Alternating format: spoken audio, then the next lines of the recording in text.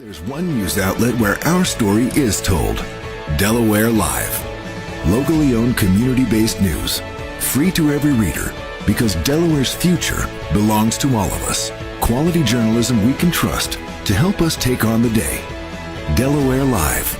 Our state, our news, our home. The things that...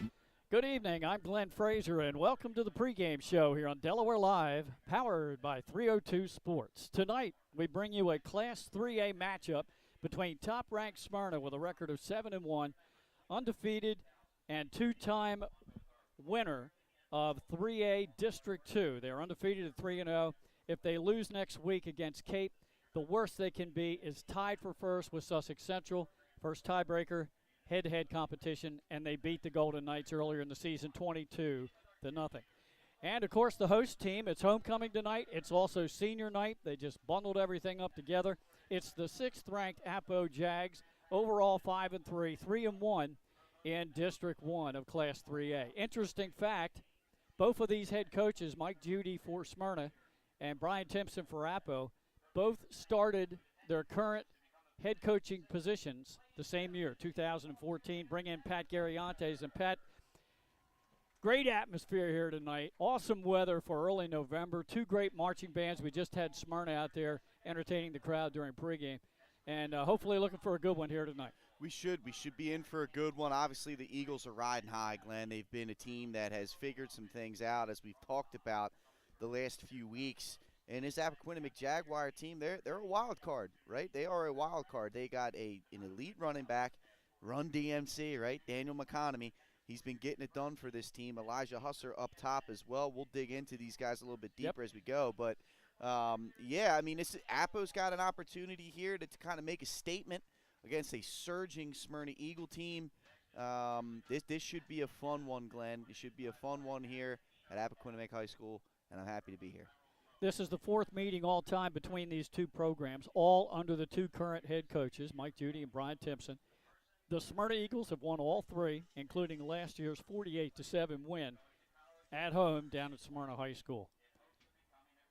Appo coming in here, playing pretty well right now coming down the stretch. They won 3 straight. They won 4 of their last 5. And we had them a few weeks back when they played crosstown rival Middletown to a 14-0 game. They played very well that night. They did. They did play very well. This defense, that's kind of been a strength for them. And, they do have a good defensive front up top.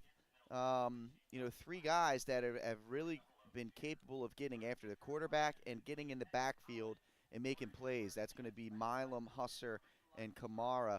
And then, as we said, offensively, they're in a ball control offense. Run heavy with Daniel McConomy. And Ethan Osebu, he has been one of the guys that's gotten it done this year for them. He's unfortunately not going to be here today. But, they've been a steady team that controls the clock, and defensively they can stop high-powered offenses. I've been impressed with Appo. They're going to be a team to keep an eye on come playoff time. You're going to have to, this isn't going to be a rollover victory in round 1 against this team. You're going to have to prepare and bring your A game to take down the Jags at any point that you play them from here on out. All right, Pat, pretty much we're set with the top 3 automatic qualifiers in Class 3A. Actually, we are set. So the 3 teams from District 1 will be Salesianum, Middletown, and the Appo Jags. In District 2, it's Smyrna, Sussex Central, and Dover. Those 6 are in. The final 2 spots are at-large spots, and fighting for those spots are Cape Henlopen, which has a huge game tonight, against St. George's. Those 2 are both trying to get into the playoffs. Also in the mix is William Penn, and believe it or not, Hodson Votech still has a shot as well. And Appo's played pretty well against those schools. They've knocked off William Penn. They beat St. George's. They beat Hodson. Their only district loss was to Middletown, and they have Salesianum next week. If Appo beats Sally's next week up at Abyssinia, there will be a 3-way tie for first in District 1. It's crazy to believe, right, Glenn? I mean, Sally's, who's been riding high, of recent. Last week they kind of ran into the buzzsaw that is the Smyrna Eagles right now, but they're 6-2 heading into this week. So, if Appo can get that win, that would be something. That would be a big-time statement. Obviously, there's, a game in front of them right now, right here. But that's going to be a big game as well next week. There's no doubt about that. All right, when we come back after our first break, we're going to go more in depth on the Smyrna Eagles first, as it is senior night here tonight at Appo High, also homecoming, as the homecoming court appears to be introduced right now. You can see it on the camera as the attendants are coming out on the field escorted by their parents. We'll be back after these words on Delaware Live, powered by 302 Sports. Your home, your community. It's not just where you live, it's where you belong. At Dover Federal Credit Union, we understand what it means to be local. We started here, and we're not going anywhere. We're as local as it gets, and we like it that way. We're not just a financial institution. We are the local credit union that you can trust. Local people, local decisions. Dover Federal Credit Union. Welcome back to the pregame show. I'm Glenn Fraser alongside Pat Garriantes. Nick on the camera, but it's not Nick Halliday. It's Nick Alessandrini. We borrowed him from the Upstate crew. They didn't have a game tonight, and hopefully Nick gets a little PT. Love it. On the job. Love to see him down here. Yeah. You know, he's got the kicks going. That's the one thing about our colleague that always comes to play. He's got the kicks going. He's got the questions. The original Iverson signature shoe, Glenn. He's always got something good on the feet, no doubt about it. All right, Pat, let's go in depth on the Smyrna Eagles. Maybe one of the best balanced offenses right now in the state. Without a doubt, Glenn, you look at this team, and they get it done on a lot of different ways. 1,483 yards rushing with 20 combined touchdowns and 1,359 passing yards, 15 touchdowns on the year through the air. Let's just go right down the list. I mean, it's pretty much anybody that takes the field gets it done. But I think coming down the last few weeks, you pointed out a lot. And Brian Wright, his ability to get confidence in the passing game has been a huge difference for Smyrna. It has. 108 of 172. That's a pretty darn good completion percentage at this level, especially for a first-year starter. 1,322 of those passing yards, 13 of the 15 touchdowns, and 5 interceptions. That's a good turnover to interception ratio. He's grown before our eyes. There's no doubt about that. And he's got the weapons around him. Through the air, it's Ymir Knight. He's got 40 catches for 554 yards in the air, 7 touchdowns. Nolan Fretz, Mr. Third Down, as you've coined him, and he's actually been coined on social media as well. 16 catches for $141. You got a freshman, Kamaj Kearney, who's come on, 13 catches, 108. 2 touchdowns, which has come recently. And Josh Guay has been huge for them, the sophomore wide receiver, 16 for 279 and 2 touchdowns. And then lastly, Andre Ashley, junior wide receiver, 12 catches on the season as well. So those guys get it done through the air. And then on the ground, it's 2 guys.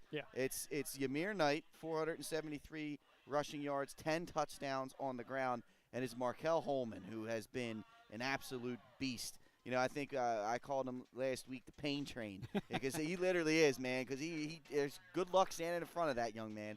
105 rushes, 780 yards. We'll see if he can get to 1,000 on the year. 9 touchdowns on the ground, and then you add in 150 receiving yards and a touchdown through the air. This offense is dangerous up front. These guys get after it. Jaden Price, who's a spot start senior this year at right tackle. Chichi Uyule, who is a beast and a heavyweight wrestler for this team. Now they're going to have it, and then we'll hop into the center here. We're going to skip over that. You got Roscoe, who is a sophomore, gets it done, and Dylan Champlin, the left tackle, is a junior. It's a young offensive front on that left side. And in center, Evan Blauer has been the guy this year, Glenn, but he is, unfortunately, I know he dealt with a lower body injury last week. This week it's going to be Samuel Disler at center tonight for him. Disler's another senior, and we saw Blauer get injured in the second half of the game last week. He went down, he came out, Disler came on. He did a pretty good job. But Blauer did come back in and finish the game. I'm told it's a low ankle sprain, so hopefully they can get him rested and get him healed up, and they're probably going to need him in the playoffs, but we'll see.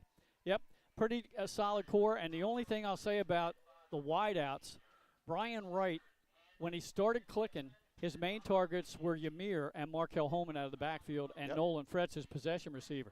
But the 3 guys that you mentioned just a moment ago have really been predominant the last couple of weeks. We saw Guay made a great sideline over-the-shoulder catch against Sally's. And then one or two plays later, he gets a 26-yard touchdown reception in the end zone. Kearney has been awesome the last couple of weeks, and so has Andre Ashley. So, yeah, now there's so many more weapons. Yeah. And you're a defense with your secondary. You're trying to watch Holman and Knight running the ball. Good Lord, you've got 5 receivers to watch too. They do, and it's going to be a challenge for that defense, Glenn, no doubt about it. I mean, you got a secondary of Hosh Bell, Jaden Glover, the cornerbacks, Gavin Tucker, who switched from linebacker last year to strong safety, right, and Dylan Griffith.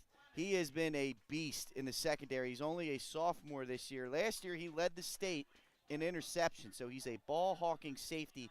Only 2 interceptions this year and 2 forced fumbles. So those guys are going to have their challenge lined up for them against this passing game. And then up front against the running game, this is the strength of Appo's defense, in my opinion.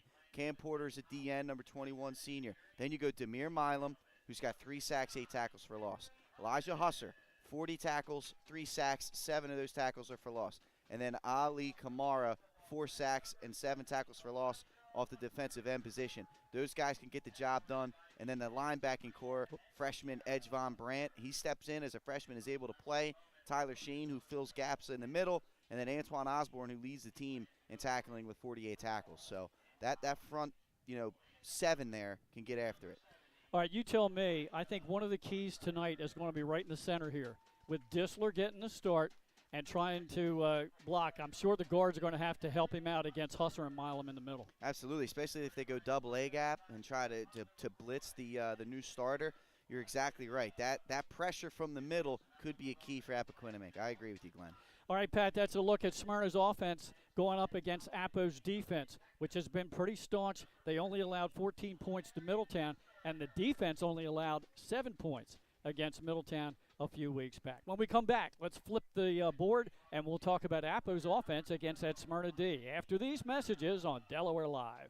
High Five Hospitality, founded in 2004 when 3 guys teamed up to introduce the Buffalo Wild Wings franchise to Delaware. To date, they operate 8 Buffalo Wild Wings in Delaware and Maryland. Also the Stone Balloon and Limestone Barbecue. And let's not forget Expectation. And 5 Jersey Mikes throughout Delaware. High Five Hospitality's mission is to operate 5 brands that serve high-quality products with exceptional hospitality. Welcome back to our pregame coverage here. Let's talk about Coach Timpson's Jaguar offense against the Smyrna D. And we talked about how balanced Smyrna's offense was. Not so much with this team. Everybody all year long knew what was going to happen offensively for Appo and still unable to stop them. Run DMC, Glenn, Mr. Daniel McConomy, he's been phenomenal for this group. 1,623 yards already on the season, 15 touchdowns on the ground, and he's returned in the kicking game, if I'm not mistaken. Yeah. 2 touchdowns as well. Now, let me tell you about that. I talked to Coach Timpson, and he said the opposing teams have only kicked to him twice all year. You see the result? Yeah. I don't think anybody else is going to be kicking to run DMC. I don't think they should, my friend. You're exactly right. But he's it. I mean, it starts with him for sure. And he's going to get the ball a lot. And like you said, the fact that he's put up the numbers that he has, despite everybody in the stadium knowing where it's going, has been impressive. But, they do have some other weapons if they can get to a spot to where they can open it up a little bit. I mean, Dylan Griffith, who gets the job done on the defensive side of the ball, he can make some plays as a wide receiver, a sophomore. Unfortunately, they're going to be without maybe their number 2 weapon, Ethan Osebu. But, you got Noah Hoff out there. Haj Bell's a guy that could go both ways. And you'll have Nielsen and Yard at the quarterback position. And we'll see what those guys can do as well. And then up front, this will be the key. Again, we talked about this being the strength of their defensive line. Offensively, they're going against the best defensive line in the state of Delaware, in my opinion. So, guys, R.J. Douche, Jaron Polk, Miko Gibson, Ian Beatty, Elijah Husser, those guys are going to have to make some plays up front and get a good push. And I'll tell you what, the Beatty and Husser on that left side, I would not be surprised if that's where you see the majority of these runs go. And Pat just mentioned the starting 5 on the O-line. 4 of the 5 are returning starters from last year. Mm-hmm. 2 of them are seniors. So they're going to have the entire right side and their center back next year, along with a young quarterback, 2 young quarterbacks. McConomy's back next year. And the weapons. So, yeah.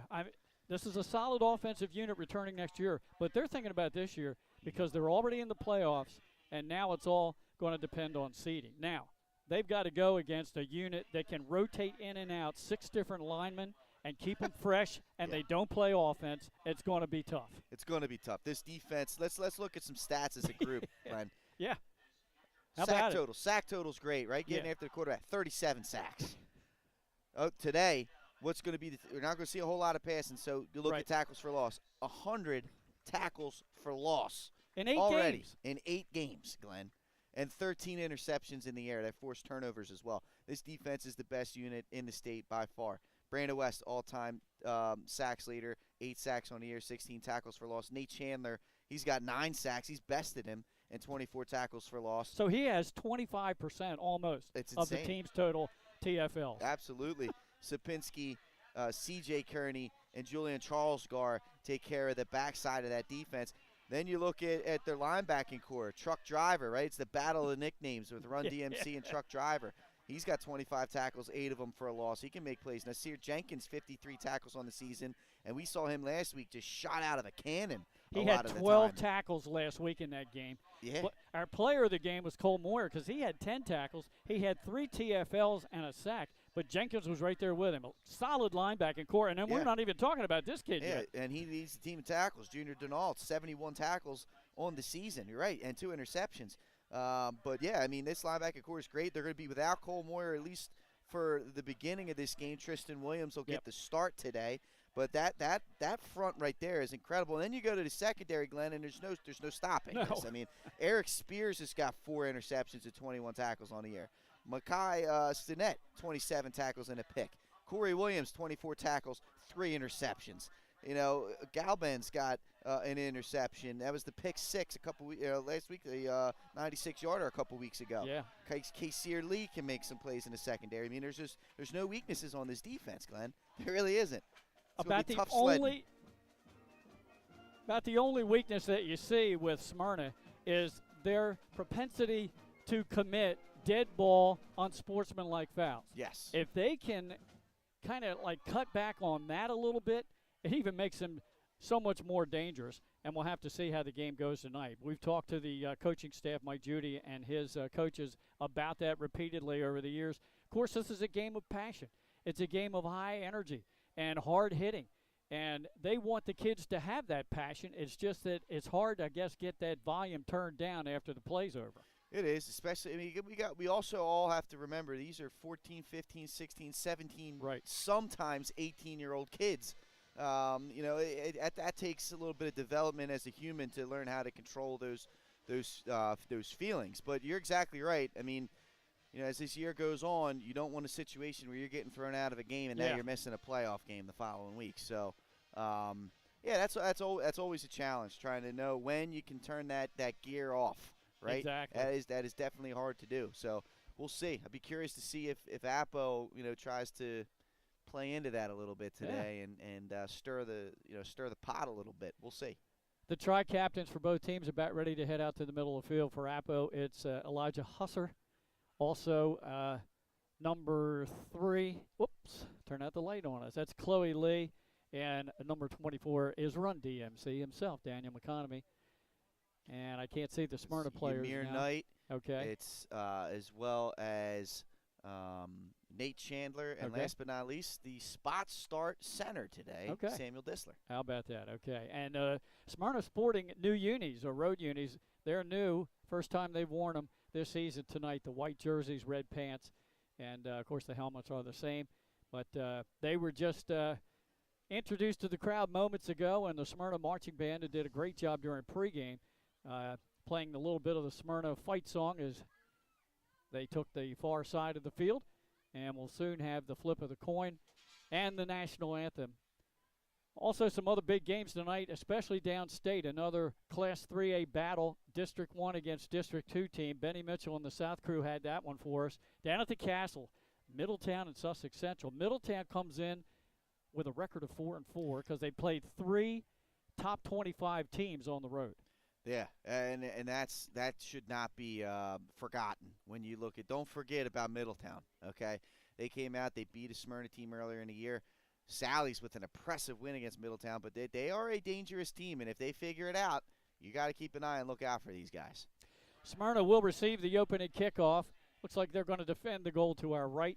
Appo, of course, in their home unis, all maroon with the white letters, jerseys, pants, and helmets. All right, we're going to step aside for the national anthem. We'll return with the kickoff for tonight's game at Smyrna and Appo on Delaware Live, powered by 302 Sports. Hi, I'm Scott Kammerer from Soto Concepts. Today we're at Blue Coast Seafood Grill and Raw Bar in Rehoboth Beach, Delaware. Come check us out. Located in the Rehoboth Gateway, Blue Coast features indoor and outdoor dining and serves beautiful, simple food that highlights the flavors of Southern Delaware. With chef-inspired daily specials, an award-winning wine list, and an extensive list of craft cocktails and local beer, Blue Coast is the perfect spot for a night out. Blue Coast Seafood Grill in Rehoboth Beach, Delaware, open 7 days a week year-round for lunch and dinner. See you soon.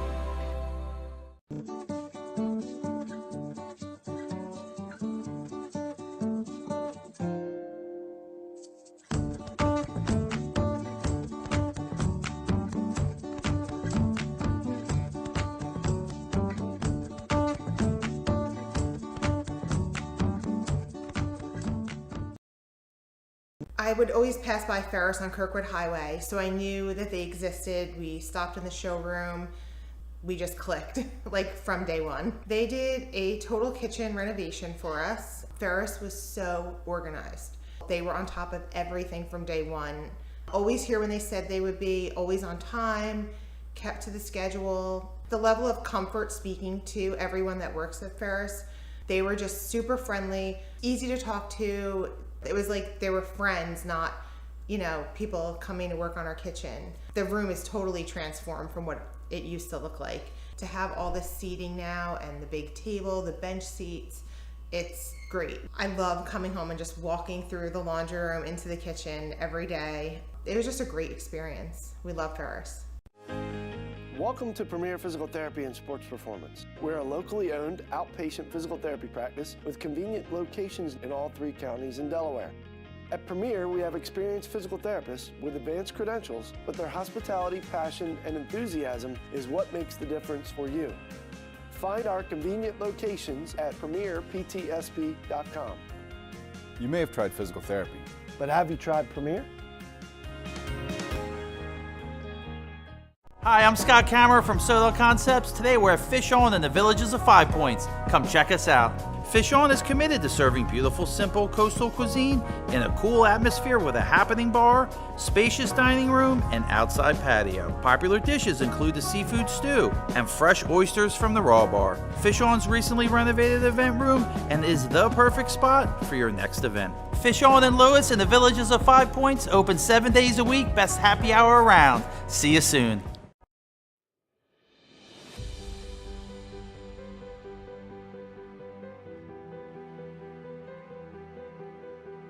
How you doing? My name's Mike Cassidy. I'm the founder and president of Cassidy Painting. I started back in 1984, incorporated in 1986. I never had the word no in my vocabulary. When someone called me to do a job, I always said yes. Whether it was a struggle, whether it was 7 days a week, sun up to sundown, it didn't matter. And with that philosophy, we were able to grow to the size we are. We employ close to 80. Welcome back. Just about ready for opening kickoff here. The penultimate regular season game. Only one more week in the regular season. Next week, Smyrna Eagles will host Cape Henlopen, and the Appo Jags will go up to Abyssinia and take on Salesianum. And then we'll check out, see what the seedings will be following next weekend, and get set for the playoffs in 3A. Only 8 teams make it this year. Last year was the inaugural year of the new classification system, so they just allowed all 11 to make the playoffs. Appo last year won their first ever playoff game, and they beat Cape Henlopen, and then, of course, then they eventually lost in the second round to Middletown. We're ready to go. Kicking off is Henry Herman. Knight and Guay back deep for the Eagles. Yeah, if it gets that far back, right? Don't see too many deep kickoffs. It's short, end over end, far side of the field, taken inside the 10 at the 9-yard line by Guay. Guay spun around at the 25 and ends up just shy of the 30-yard line. Good job. Good coverage there by Appo. Again, Guay, he's come on the second half of the season as a weapon. He's a slippery athlete, and that's good gang tackling there. Good field position for Smyrna, but that could have been dangerous right there. Glenn, you talked about how rare to see, people kick deep against Smyrna. Appo lives to fight another day. Good coverage. All right, here we go. Ready for Smyrna in the first snap of the game. 2 wideouts to the top and bottom of your screen. And quarterback Brian Wright joined by Markel Holman in the backfield. Holman gets the first carry, tries to go outside. No, it's a fake. Oh, and it hits Ymir Knight in stride in the middle of the field, and he will go the distance. Wow, play action, great fake, and that's going to go for 69 yards. I'll tell you what, Glenn, that's a crowd silencer.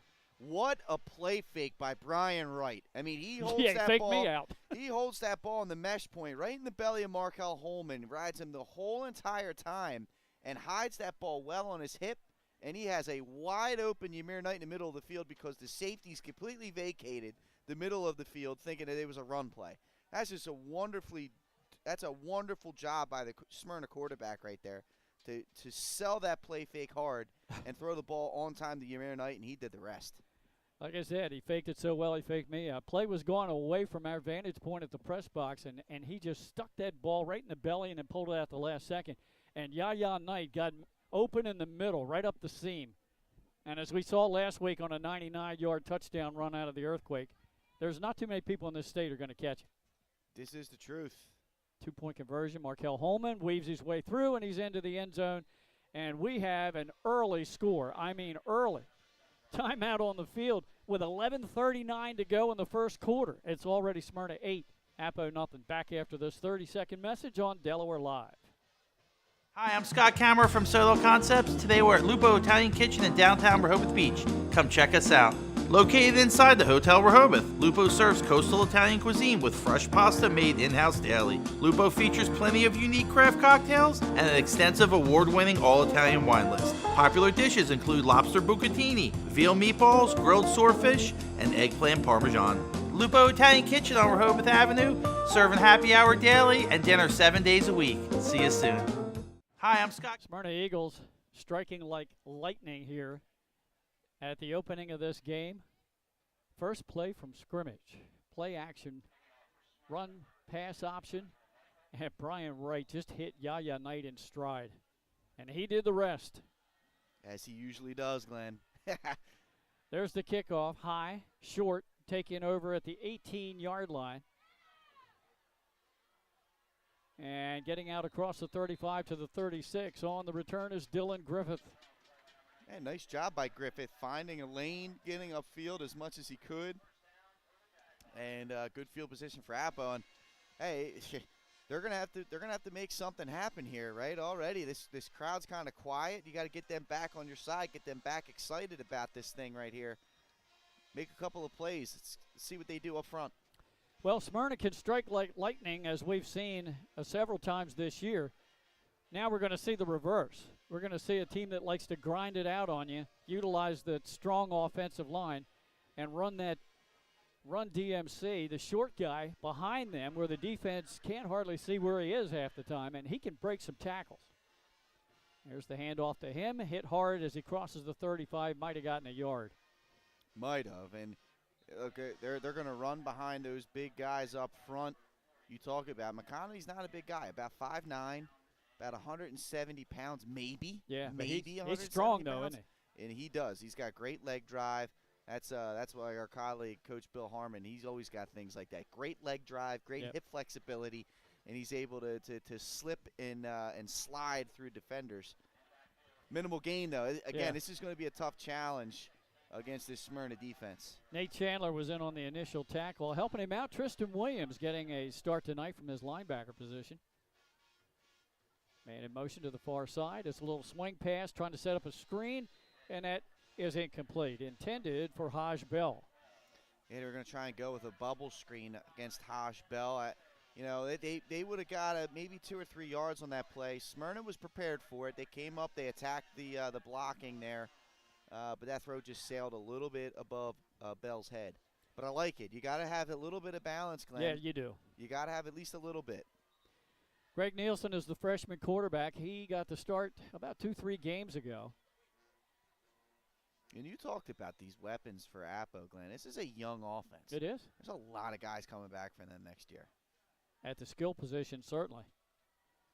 Back to pass. Nielsen throws center of the field. Had a man beaten the secondary, and that was Hodge Bell again, but it's a little short and incomplete.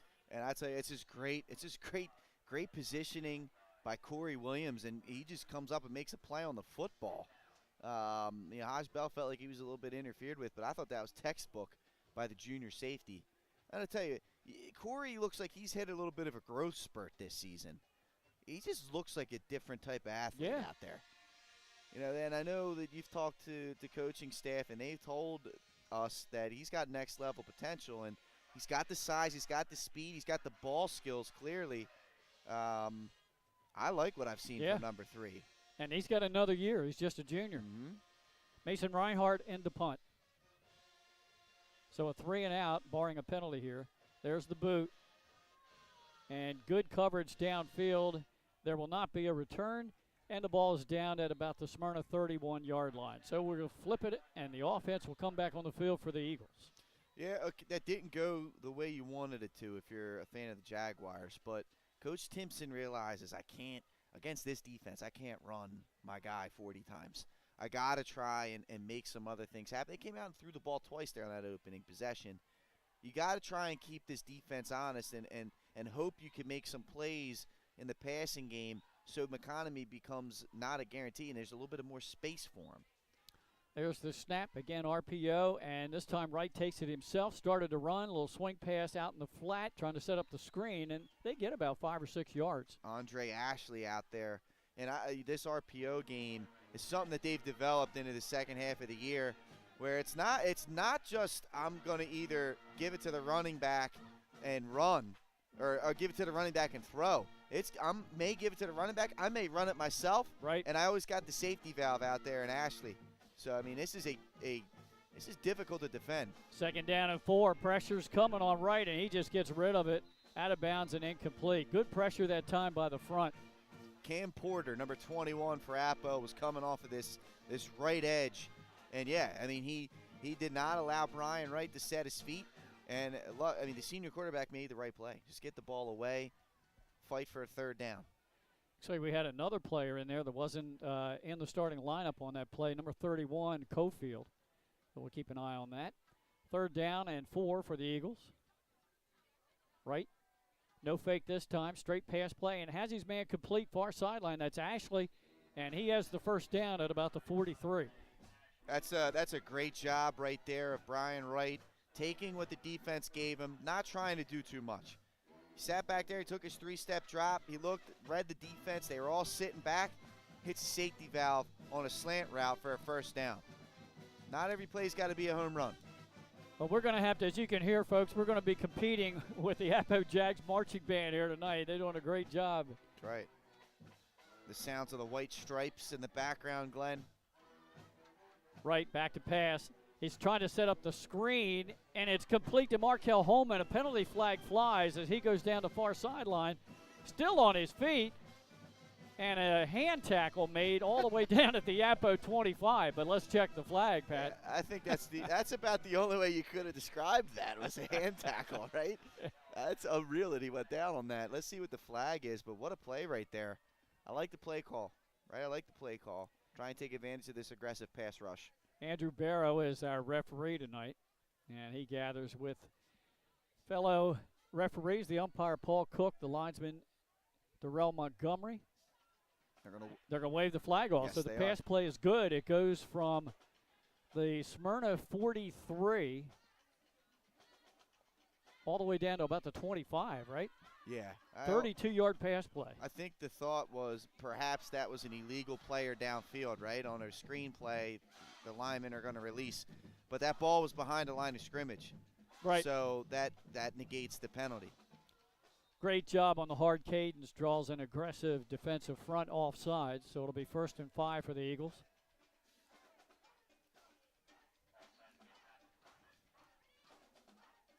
Let's get to the rest of our officiating crew for tonight. We left off with Darrell Montgomery, the linesman. The line judge is Greg Fullhart. Back judge is Tony Thornton, and up here in the press box operating the clock is Bill Turnbull. It's a good unit right there, Glenn. That's a good unit. I think we've had that group a couple of times this year. Ryan Wright gets the play from the sidelines, and he hands it off to the O-line. Trips to the bottom of your screen. Markel Holman flanks him to his right. Back to pass. Pressure comes off the right edge. Picked up. And the throw's downfield out of bounds. Little bit off, but you know, if you're going to miss, that's a good spot to miss right there. That's a good spot to miss. You put that ball high and outside where only your guy's going to go get it, and if he doesn't, it falls incomplete. And that was a new receiver in the game for Smyrna, freshman Phoenix Henriquez. Aha. Another one. Yeah, man.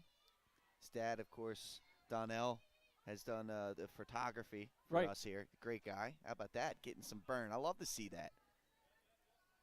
RPO again, a handoff to Markel Holman. He gets the edge on the outside and will walk into the end zone for the touchdown. Wow, Glenn. I mean, tell me, this offense is clicking. I mean, this has become a fine-oiled machine, and there's really nothing right now Appo's been able to do in the opening 3 and change minutes here of this game. 21-yard touchdown run by Markel Holman. Good blocking on the right side for Smyrna. That's Jaden Price and Chichi Yuli.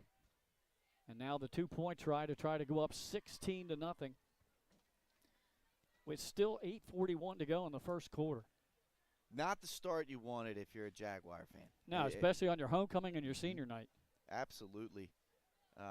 But again, I mean, this is a tough offense to stop, especially if they're able to throw the football the way that they've been able to. Looks like Smyrna's going to have to burn a timeout. I don't think they really like the play call that they had on this 2-point try as we keep it right here.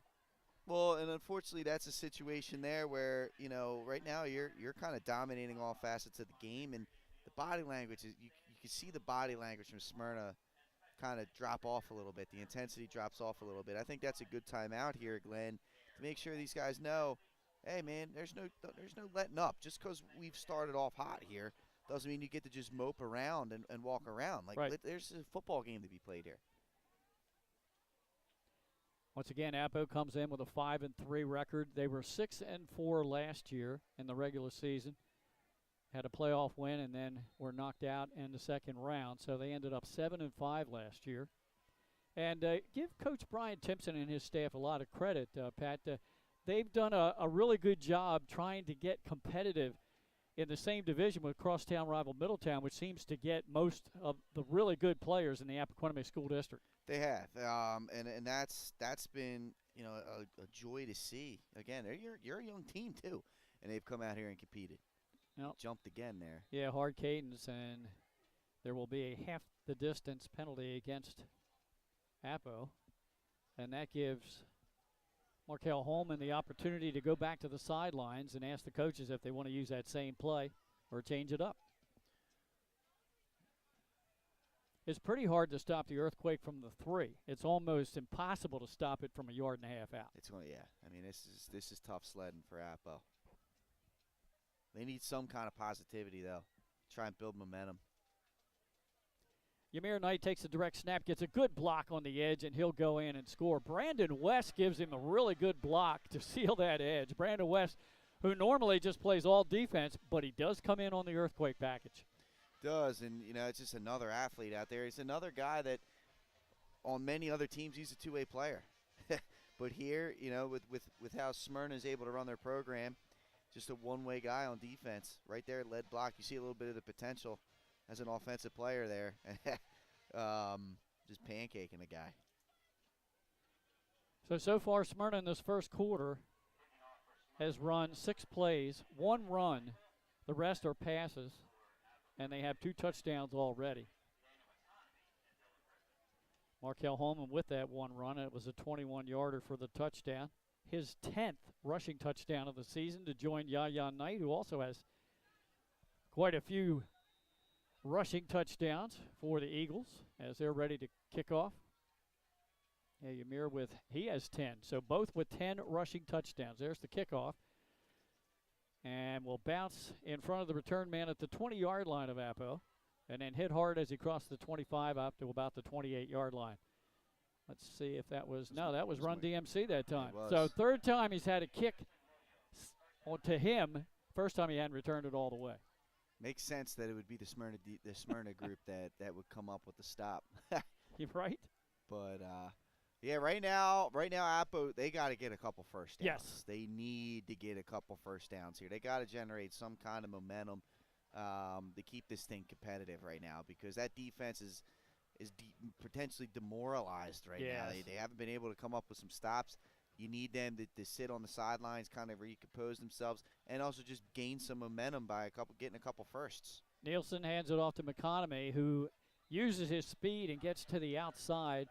Run out of bounds just shy of the 35-yard line. A pretty good pickup there on first. I mean, there you go. He's dead to rights, but the speed, the agility, the quickness of Appoquinimink turns what should have been a loss of 2 into a gain of 5. Second down and 5 for Appo. Wide out split to the bottom of your screen. That's Hodge Bell. Hand off again right up the middle to Run DMC. Puts the helmet down. He crosses the 35, maybe to the 37. Nazir Jenkins in on the stop. It's going to be third and short. Now, we've seen Salesianum last week, the ability to run the football up the middle against Smyrna. There is a susceptibleness there on the inside run. If they can stay disciplined, Appo can stay disciplined and stay on their blocks. This is a big third down right here, but let's see if that trend continues compared to the 2 games that we've watched recently. Pitch to Appoquinimink, and Smyrna was all over that play. There'll be a loss back to the 36. Great job in pursuit by this defense. That's their true strength, is how fast they are. Now, even the big guys are fast. Charles, Guard, Chandler, those guys are just as fast as anybody on the offensive side of the football. He just got great pursuit angles and broke through and made the play for the loss. Reinhardt in the punt. Back deep for Smyrna. Guay. He's had 101 tackles for loss now. Oh, my gosh, that's right. And this is Smyrna's 9th game of the season.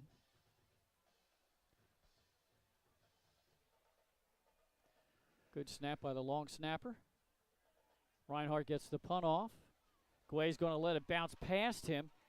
And he got away. Now he's going to pick it up inside the 5, reverses his field of motion, breaks a tackle, is out across the 10 at about the 13-yard line. Dude, I mean, you know, that was a tough one. What a punt, Glenn. Yeah. I mean, what a bounce. Yep. And that thing looked like it was going to probably die before it got to the end zone, so he's like, I got to try and save a little bit of field position here. Great job of picking it up, and pretty nice ankle-breaking move to reverse field and get up as much as he could up to that 14-yard line. Chris Marinucci is the long snapper for Appo. Good snap by him, and he's the younger brother of Liv Marinucci, who was a star all-stater on the softball team for Coach Timpson here at Appo. They got a good softball program here too, Glenn. They certainly do. Right. Puts it into the belly, takes it back, throws the pass, across the middle, making the catch is Guay, and he's tackled all the way out to the 40. There it is, the RPO again, and that middle of the defense is sucking in, and it leaves a wide-open throwing lane for Brian Wright, and it's a man-to-man defense. All Guay has to do is beat his defender. He did it. Ball was placed right where it needed to be. Big chunk yardage on first down there for Smyrna. 26 yards and a first down. Wright hands off to Markel Holman. He had a big hole initially, and he's out across the Eagle 45 to the 46. Nice 5-6 yard gain on first down, and you can see Appo. That's with Appo selling out to stop the run. Yeah. That just shows you, I mean, how good this offense has become of Smyrna. This is tough, Glenn. You've seen them now play 4 times this year. And they keep getting better. They do. Back to pass. Pressure was coming, and that pass a little bit high. A leaping attempt by Ashley, and it's incomplete. Had pressure coming from the blind side. Did, and that was a good job rushing off the edge there. I couldn't quite see who that was. That may have been Milam coming from, the outside, split on that. But, again, they beat the defender inside, but since there was pressure, he threw it a little bit high. But this Appo defense has got to be careful. These in-breaking routes, these receivers are beating them to the spot. You might have been right about Mullen, but I think that might have been Ali Kamara. That's a good catch by you, Glenn. Those young eyes. Yeah, right. I think I need surgery. That's another matter entirely. We'll talk about that at halftime. No. Right here. I think we will not, but that's okay. Wrights back to pass. He throws the home run ball looking for Ymir Knight, and he overthrew him incomplete. He had him, and that was the right play. It was an all-out blitz coming from Appo, and it was a cover 0, man-to-man coverage, and he threw that ball up. Not many times you're going to overthrow a guy as fast as Ymir Knight, but right there, he just put that a step or two in front of him. Well, it brings up 4th down and 5 for Smyrna at their own 45-yard line, and this is a huge play for the Appo defense to get off the field.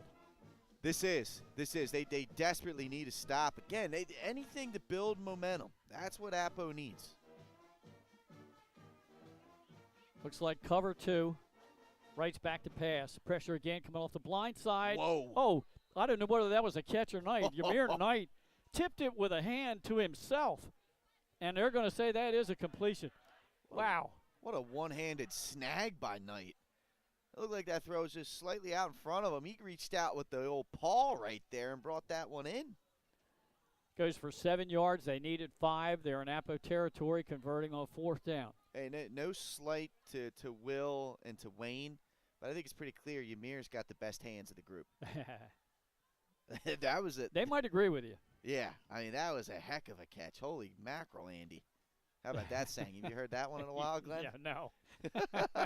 Either have I. I don't know where it came from. Now Cedrini heard it, and he said, I got to go see what's going on with that guy over here.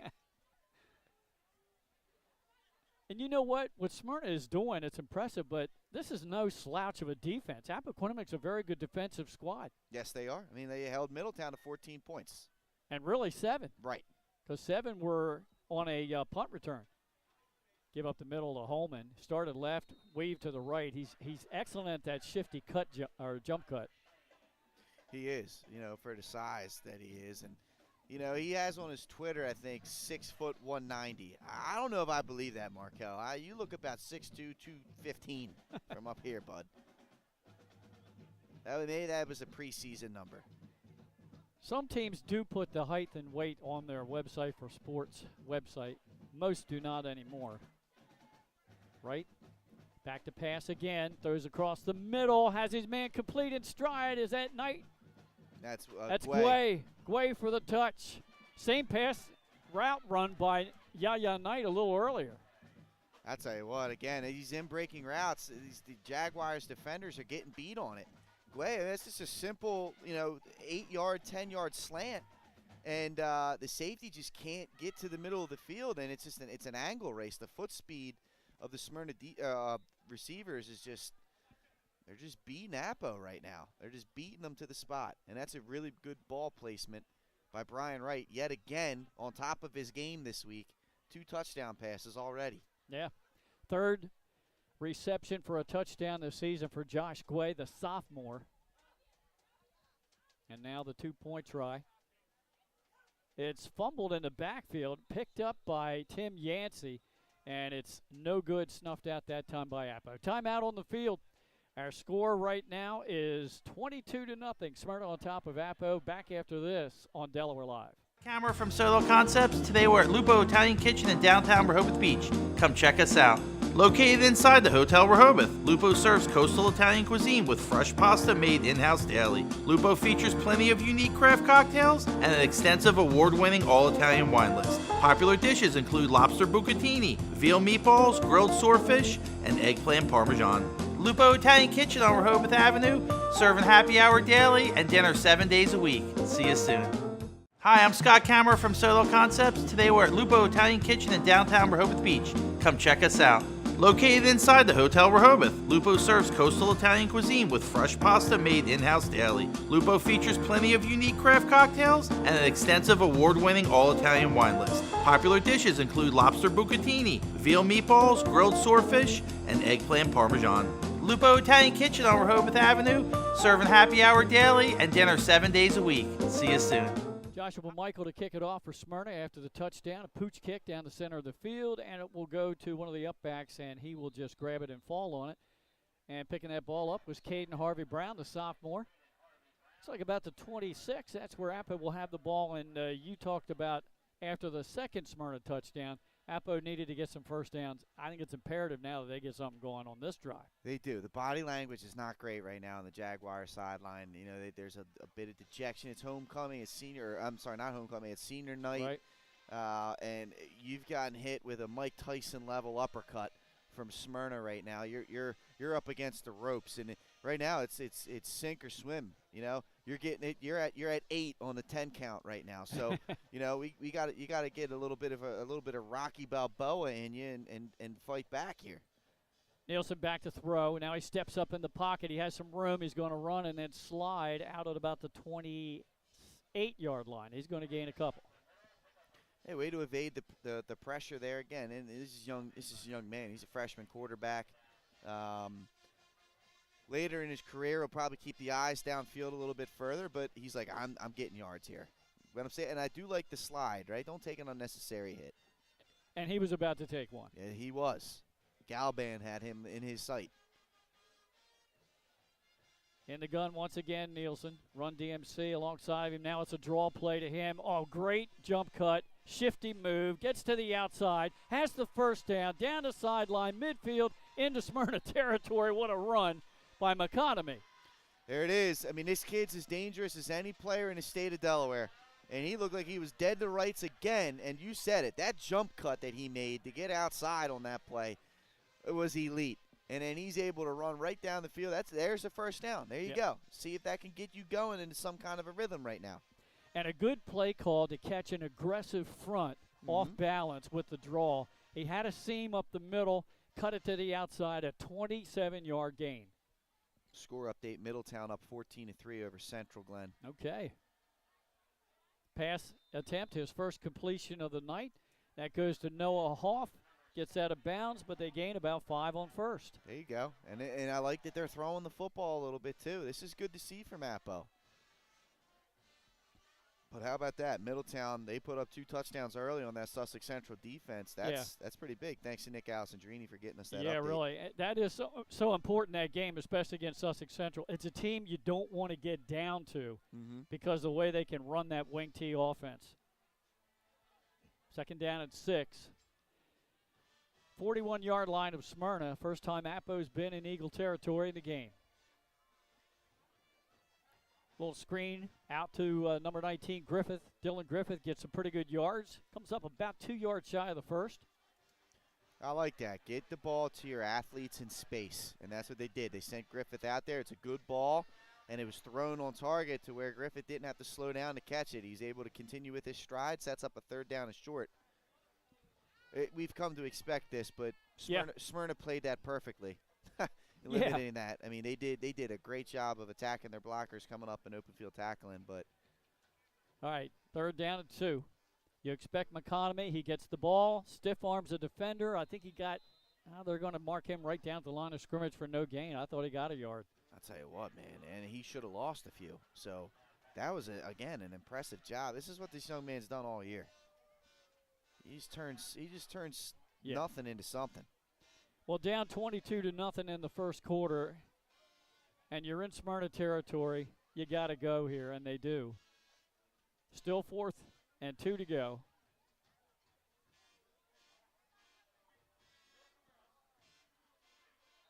And we've got a penalty flag. I thought I saw one of the wideouts at the top of your screen jump the snap count. And that is too bad for Appo because 4th and 2 is a lot more manageable than 4th and 7. It is. And hey, Haj Bell caught that, but I was worried about him because I started to see him fade back from the line of scrimmage. These guys, they're going to catch the ball at the sticks. They got to fall straight back, fall forward. Do not try and get yourself extra yardage because this team will come up and they will wrap you up from Smyrna. Well, let's see if this changes the play. Now trips to the top of your screen, a lone receiver to the bottom. Draw play again. Nice call. Appoquinimink breaks the tackle, gets to the edge, has the first down and more. Down at the 20 and inside the 15-yard line. How about that, Glenn? That's been the play that's been working for them, right? You said it. Smyrna defensive line has been extremely aggressive. That draw play is going to negate that. It's going to slow down the pass rush a little bit. And Appoquinimink in open space is as dangerous as anyone in the state of Delaware. And that's 2 big runs on this drive. This is exactly what Appo needed, Glenn. You got that right. And they found something in the playbook that's working. Just inside the Smyrna 15-yard line. Screen, top of your screen. And it is completed to number 19, Griffith, for a minimal gain. It's all right. You're keeping the defense honest with these throws. That's all you got to do. I mean, earlier in the year we seen Appo play against Middletown, and it was run. There was very little passing, if any at all. Now you mix in some passes. It's going to open things up for the one of the top backs in the state. We're under a minute to go in this opening quarter. Appo on the move, trying to get on the board. Handoff to Appoquinimink. Puts his head down, gets close to the 9-yard line. That's a good gain there. I mean, you see him get popped right there by the defense. He's got Nate Chandler on his back, and somehow he's still falling forward. It's like incredible. You said, physically, he's not a big kid. He's just so strong. Yeah, he's impressive. I mean, that's a next level running back if I've seen one. I mean, we got 3 of them in this game. Yes. Under 20 seconds to go in the quarter. Pass into the end zone. He had a man open, and he just overthrew him. Dylan Griffith did a post, and then he cut it to the corner, to the pylon, and he had the secondary beat. He did, and I like it. And you know what? The throw was on time. He threw that ball on time on the break. He just was inaccurate on that throw, and you're going to get that with a freshman quarterback. But he made the right decision. Yep, he did. That was a good route. Like I said, it just sailed on him a little. Looks like Appoquinimink is going to call timeout with just under 15 seconds to go in this first quarter. They do have a 4th and 5 coming up here, so a big down for them as they are at the Smyrna 10-yard line, trying to get on the board here, down 22-0. This is a big down for them, and Glenn, it's one of those. Chloe Lee. Oh, Chloe Lee. I don't know. I don't know if she's got the range here. I mean, it's just like a 30-some yard field goal, but yeah. Do you go draw? It's tougher to do a draw play when you're this deep. Yeah. But yeah, who knows where they go here? I'm curious to see. Well, you brought up field goal, and how about the 51-yard attempt last week by James Collins of Salesianum? Just hit the crossbar, or he would have had a 51-yarder. He did. Again, he gets my vote for all-state kicker. Yeah, without a doubt. And, you want to talk about a segue, my friend. We just got a score update from our guy, Nick Alessandrini. 3-0 because of a Collins field goal, Salesianum over Dover midway through the first. All right, 4th down and 5. And now we have another whistle before the ball is snapped. The 31-yarder. Did they not get the player coming off the field? Okay, so we probably got somebody with equipment issue. So for Smyrna, Corey Williams checks out. Kazir Lee, the senior, will be in the secondary on this 4th and 5. Appo needs to get just inside that 4-yard line. Throws it down in the corner, and he's open for a touchdown, and he connects with Noah Hoff. And look at that. Glenn, I don't know if you noticed it, but Kazir Lee came in as a substitution, and he got a little bit confused with the defense. He and Eric Spears did not communicate well there, and that left the wide receiver wide open. So how about that? They have to take Williams off the field, put Lee into the field, who doesn't have the call. He's running onto the field, just being like, oh, man, this is what we're doing. And they're able to sneak behind him for a touchdown. That's a great job by Appoquinimink. And I'll tell you what, it's a headsy play by the quarterback, Nielsen, to recognize, hey, there's a substitution. That's where I'm going. Chloe Lee, the senior. Well, that play was busted up. A little bit of a bad hop coming back to the holder, and Chloe never had a chance to kick it. But how about The freshman quarterback on 4th and 5 throws that 10-yard touchdown pass to sophomore Noah Hoff. Moxie by the young man. And like I said, he goes and attacks right away the side of the defense where the substitution was forced to be had. And clearly there's a miscommunication in the secondary. It was a good ball. Just put it up there. When you're that open, Glenn, you just got to let your receiver go make a play. Just put it out there for him. And he did for a touchdown. A little pump fake. They bid on it. Yeah. Put it right out there. You had to figure coming into the ball game tonight against that vaunted Smyrna defense, that the young kid, Greg Nielsen, how much confidence did he have? Was he feeling the jitters in the game? I love what I saw out of him on this drive. I agree with you, Glenn. I agree with you. He made even the incompletions. He threw confidently. He trusted what he was seeing. Onside kick attempt. Oh, look at this. Oh, they had it. They had it, Glenn. Yeah, it goes out of bounds with nobody getting possession. The Eagles are going to have great field position up near midfield. That was a perfect onside kick. I mean, perfect. What a great time to run it. Onside kick there by Henry Herman. And Bell was there. He just, he turned around, and the ball wasn't where I guess he expected it to be. Otherwise, that's Appo ball. Yeah. That was wonderfully executed there. Smyrna's lucky. You hear a lot of people talk about sudden change after a turnover, and then the offense comes out and they want to hit the big play. Well, there's a sort of sudden change right there, an attempt at it by Appo. Get the score, get the ball back. This could be the last play of the quarter. We'll have to see. Handoff up the middle to Holman. Crashes inside of midfield and down to the 46. And that should run out the clock for the first quarter, Pat. Hedge Von Brandt, freshman, welcome to senior high school football.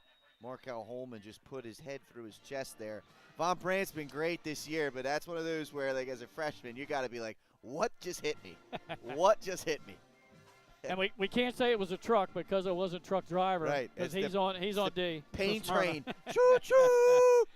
1 quarter in the books here at Appo High. It's Smyrna 22, the Jags 6. We're back for the second quarter action right after these messages. Melissa Ellis is part of 4 Acre Realty Company. She is licensed in both Delaware and Pennsylvania. Melissa knows that being personable and patient is a key to her success as a realtor. Helping both buyers and sellers understand current market values and conditions puts them in the best position when making an offer or pricing a home for sale. That kind of high-level professional communication and her skill at being a team player put Melissa's clients at ease, knowing she has their best interests at heart. Melissa is also an athlete herself, playing multiple sports so she understands what teamwork means. She is still involved in sports, whether it's sponsoring, coaching, or being team mom for her own 2 daughters' teams. What sets her apart is how grateful Melissa is for the trust of her clients. She never takes that trust for granted. She affords all people respect and honesty and works hard to be the support system clients need and deserve. Melissa Ellis, strong connections, strong service. Glenn Fraser, Pat Gariantes, Nick Alessandrini back here for second quarter action. Appo just scored, and now we're going to see if that momentum will be held on to by the defense. Holman tries to go to the outside, and it looks like he dove and got the first down. They're going to mark him at the Appo 41, and that is enough to move the chains. He was able to get outside. Griffith did a good job coming up and taking the legs out, but at that point he had already gotten too far up the field. And that's a good answer here from Smyrna. After giving up a touchdown, they're out here now driving on this offensive possession. Trips to the bottom of your screen. Right, checks the sidelines for a change in the play. Knight in motion to the top. It's a fake to Holman. Trying to set up the screen near side. He connects with Carney. Puts his helmet down, but he's tackled right there at about the 34-yard line. Hey, good job there by Appo, fighting through blocks and coming up and trying to limit the damage. I mean, it still ends up being a 7-yard gain, so it was good blocking. But nonetheless, that could have been a huge play. Brian Wright spreading it around, just like the professional Eagles quarterback, Jalen Hurts. There's a first down on the penalty. Yep. He's gotten that a couple of times, Glenn. Yeah. Well, you got the Jags trying to, jump the snap count and get in there and make a play and beat that O-line to the ball, but they've been just a tad aggressive, and that moves the chains for Smyrna inside the Appo 30 at the 29 with a first down. Right, hands it off to Holman, tries to get the edge. Good block on that edge. I thought he was running out of bounds, but he changed his field of motion and gets about 5 more yards close to the 15. Well, you know, Glenn, there was no contact, right? And he can't have a run without having some kind of contact. He needs it, Markel does. And he's like, I'm not going to run out of bounds without running into somebody first. And he stopped, and he turned over and decided, I'm finding someone, and got about 5 more yards. He got a double-digit run there of about 12 and a first down. Good block that time to seal the edge by Jaden Price.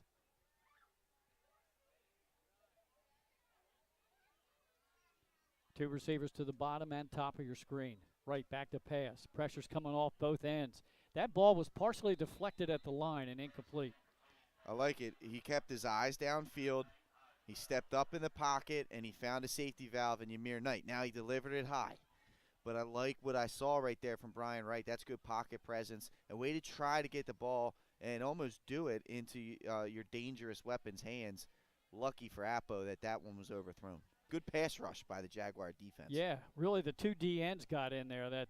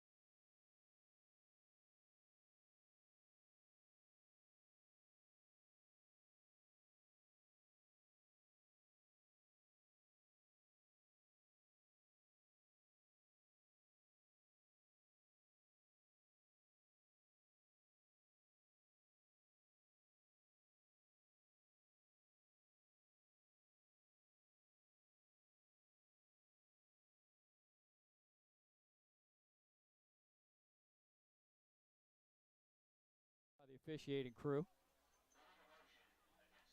Illegal procedure against Smyrna. That'll back them up to the 19-yard line. Sorry there, folks, for the technical difficulties, Glenn. I don't know what happened there. Don't know what occurred. Okay, we lost the camera somehow. And then we got the camera back, but the audio didn't come over with it. It's just bizarre behavior down here in Middletown, Glenn. Some weird things are happening down in Middletown. Is the moon full tonight? I don't think so. Is Mercury in retrograde? I don't know. Maybe we're still having a Halloween hangover. Right back to pass in that empty set. 4th down and long. Throws it into the end zone. Jump ball tipped and incomplete. So Appo's defense gets a big stop. They get off the field, turn the ball back to the offense to see if Appo can get back in this ball game. Huge stop right there by Appo. Not a bad ball by Brian Wright. He threw that one up, let his guy go get it, but that was tremendous coverage by Gavin Tucker. Is back there, goes up, tries to high point that football, and knocks that one away. That's a huge stop here for Appo, Glenn. Huge stop for them. We were talking about their body language after trailing 22-0. They figured some things out. You talked about how important it was to get some first downs. They got them, finished that drive off, and now get a big-time stop, and they're back on the field. So this is impressive to see. It sure is. Appoquinimink Jaguars. Young freshman quarterback Nielsen. Behind him, McConomy. McConomy gets a ball in a big hole on the left side. That's like the parting of the Red Sea, and he is out across the 20 to the 25. We've got a late flag after the play. They're gonna call this on Smyrna. I mean, both of those guys were fighting, and not fighting in a bad way. It's just right. Sometimes you lose track of where you're at on the field when you're engaged the way that they were engaged. And the head referee, Andrew Barrow, is talking to Smyrna. Yeah, they but it's a personal foul against the Eagles after that play on the sidelines. So after the run out to the 24, now the penalty yardage stepped on. It should be all the way out to about the 39. Yeah, it's a tough one. He drove him through the sideline, right, and McConomy didn't appreciate it. So you saw him kind of push back a little bit, and I think the officials just determined that there's a little bit of extracurricular going on there. And unfortunately, you develop a reputation. It is what it is, right? Yeah. Smyrna's developed a reputation. The officials are gonna call them tight. First down run, McConomy. They faked the pitch, gave it to him, and he goes down at the Appo 40 for a 2-yard pickup. As you mentioned here, Nick, or I'm sorry, not Nick. Nick mentioned to us, Glenn, there is a score update in that Salesianum game. We didn't get that one off. It was during the technical difficulties. But as you alluded to, Middletown does have a 14-10 lead over the Sal's right now. Sussex Central.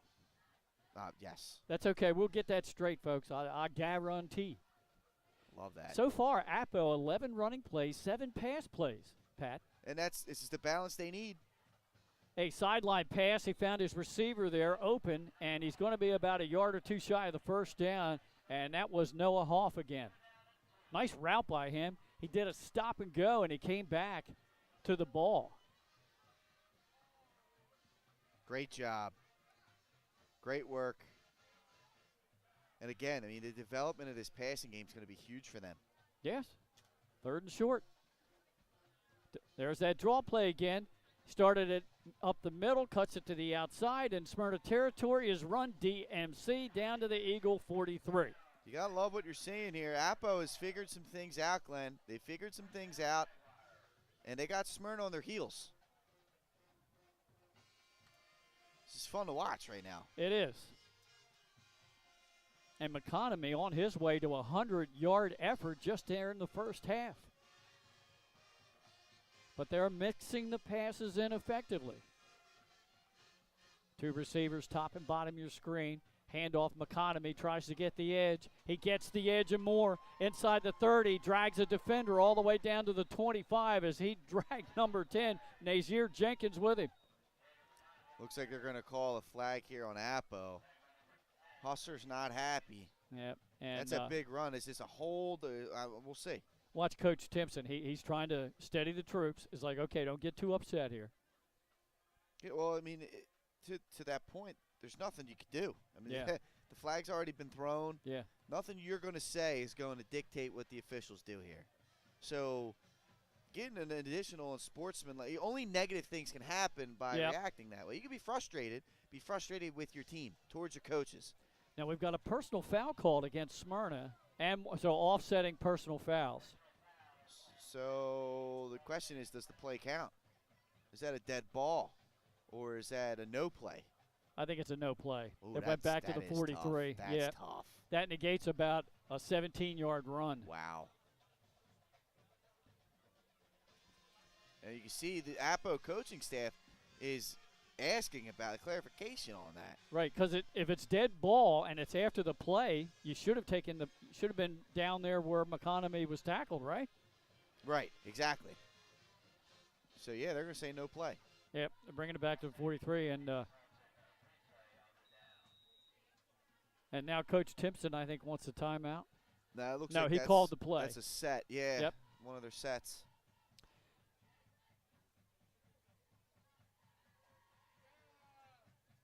First down play. Nielsen back to pass. He does a little pump fake again and then throws the crossing pattern, but it led his receiver a little bit too far, incomplete. Had him. That's a really good job. Good route. Good throw. Just a little bit out in front of his intended target there, Mason Reinhardt. But Reinhardt crossed in front of the safety and had positioning. She used his body as a shield. Throw was just a little too far out in front of him. Missed opportunity there. Yeah, Coach Timpson gone deep to the bench tonight as he got Reinhardt in there, the tight end. Second down and 10 after the incomplete. This time they hand off a late one to McConomy. He is tackled by Nate Chandler for a 2-yard loss. Yeah, great job. Smyrna figured out, they finally sniffed out that draw play, and they were prepared for it that time. McConomy, there was just nowhere to go for him. It brings up third down and 12, and it shows you the significance of the offsetting penalties on that run by McConomy. I think he was down close to the 20. He was. You said 17 yards. I mean, at 43, he's down, Two receivers again, top and bottom of your screen on third and long. Rolling to the far side, pressure's coming. He unloads out there just at the last minute and connects with his receiver, and he got a first down and out of bounds. Dylan Griffith. What a job by the freshman quarterback, just recognizing the rush, and Nielsen not going to take a sack, and he got it out there. His safety valve, Griffith, was open in the flat because of the blitz. He threw where the blitz came from. That's really well executed by the freshman quarterback at Griffith. Great job breaking a tackle to ensure the first down on that play. Yeah, what an awesome job. I mean, he knew he was going to get hit. Yes. A freshman to have that much moxie. He held on to it to the last second, and he found his receiver, Griffith, who did a good job after the catch. He got the first. Stops the clock as we're down close to 6:50 to go here in this opening half. Receiver in motion is Griffith. Throw coming back the other way. Jump ball and incomplete. Got to be careful throwing on that side of the field. With Stinnett over here as well. I mean, this secondary, we talked about how they can ball hawk, and right there you saw the outside linebacker. I believe it was a Driver on that side, perhaps. Maybe not. It may not have been. It might have been Tristan Williams. He faded out into the flat, which forced the quarterback to throw that ball over the top of him to try and get that and he left it high because that's a tough throw to make, and he's lucky Stinnett didn't come up and intercept that. After the incomplete, second down and 10. And you can feel the momentum shifting a little bit in this ball game. Appo finally got on the board. They got a defensive stop. Here's McConomy with the spin move and another spin move, and he's down at the 25. Whoa. He made himself real thin there, Glenn, and he somehow was able to slip through. I mean, that was just a great job by that Smyrna front, and he was dead to rights. I mean, you saw Williams come off the edge unblocked, and he sealed that edge, it looked like. There's no way McConomy was going to get outside of him. He somehow flipped the hips and slid his way through the defense for a 5-yard gain. I don't know how the heck he did that. My man can do a rhyming description, too. Slipping of the hip. He did. That's me, man. MC Patty G. Third down and short. Far flat. Penalty flag flies. It's complete down at the Smyrna 15-yard line. But let's check the flag. Yeah, let's check the flag. There's also one thrown after the play, too. Completion was to Reinhardt, who has the first down. Interesting. So we've got a flag in the Appo backfield, which normally at that spot would mean holding. But we'll have to wait and see. There's multiple penalty markers then, Glenn. Yeah. I see the one you're talking about. Again, our referee, the white hat, Andrew Barrow, and the rest of the guys I met out in the parking lot before I came up to the press box before the game, and they said, you don't really want to know our names. We would rather remain anonymous. You got to love that. You got to love that, Glenn. You know, I've been impressed with the officiating this year, Glenn, honestly. And I know that it's been a controversy the last few years. Looks like there's a hold, Glenn, as you said, and a personal foul against Smyrna. Offset again. So we're going to offset it. They'll replay. But, you know, it's been a sore subject the last few years in a lot of different sports. But I got to be honest with you, week in and week out, these guys that have done the football games at the varsity level, I think have been very good. Very good, honestly. And they're shorthanded on top of that. Which makes it even more impressive. So I don't know if any changes were made, whether it be through training or you know, points of emphasis or whatever the case is. But I've been impressed because we're not hearing about the officials right now. Right. Other than there's just not enough of them. And if they're staying out of the way, that means they're doing a good job. Smyrna just made a change on the front line. Sean Singletary checked out. C.J. Carney checks in. And now we're ready to go with 3rd down and 10 for the Appo Jags. Trying to get another score on the board here before half. Nielsen back to throw, has all day. Now he rolls near side, steps up in the pocket, and he's going to be tackled for a sack, and a flag goes down again. This may be holding, too. But, yeah, there's just nothing to do. I mean, good job navigating the pocket by Nielsen, but nobody was open. Everyone was deep, and he couldn't get his feet set to make a throw. So it's either going to be a tackle for loss of 4 yards, or it's a penalty against Smyrna. I know Steven, truck driver, wasn't too happy after the flag flew. Driver, he plays with so much emotion. I like watching him play, Glenn. Number 1 in white. You can look at him over there. he's explaining what's going on. Coach, what's going on here? Now the officiating crew still getting together trying to sort this one out. I say there was a loss of 4 yards on the play. Illegal use of hands against the defense. That's a big call. Yeah. It will give Appo a lot better advantage point here with 5:39 to go here in this opening half. Trying to cut this to a one-possession game. Penalty yardage stepped off, Pat. The way that this started, Glenn, it was 22-0. There was still only barely 3 minutes had gone by in this game. What a job by Appo to ground themselves, reconvene, and fight back. Exactly. And like I said, right now you can feel they had the momentum. Yes. They scored, they got a defensive stop, and now they're driving again. And it's after the penalty, it's 3rd and 1. And they've navigated penalties that have negated big-time gains on this drive. Exactly. Nielsen has McConomy alongside of him. McConomy gets the football, slashes through the backfield, but he is not going to gain anything on 3rd and short. He lost a yard. Nice job there by Chandler, as well as Nasir Jenkins, making sure he doesn't get north and south. They tackle him while he's still running east and west. Nate Chandler has been a beast this season, and that was a heck of a play against one of the speediest guys in the state. Yeah, Chandler with 59 tackles coming into the game tonight and leads the team with 24 for loss. And that might have been a tackle for loss slightly there. Yeah, it was. All right, 4th down and a long 2. Nielsen's looking at a blitz. Throws near flat. It's picked off. Wow. Picked off on the sidelines. Going down the sidelines, number 24 for Smyrna. That's Makai Stinnett, and he's caught from behind by his counterpart, number 24, Run DMC, all the way down to the Appo 10, and that is going to change everything, but hold on. Penalty marker here. Let's see what this is. That was an aggressive throw there, and nice job by Stinnett. He just jumped the route. Yeah, he did. He just jumped the route. Let's see.